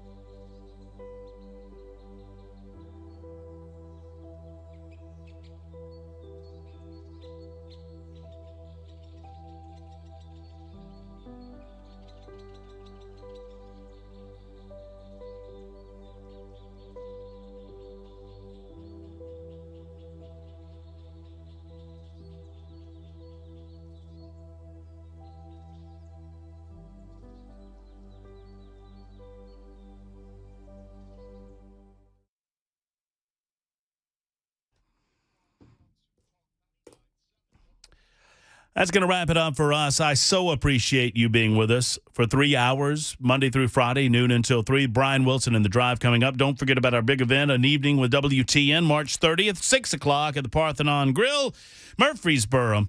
Stories I did not get to? Gosh, it's been over a month since East Palestine. A pro-Ukrainian group, apparently we're being told now, blew up the pipeline, not Russia. Well, they'll be here on Monday. Have a great weekend, folks. Brian Wilson up next on The Drive on Super Talk 99.7 WTN. So long.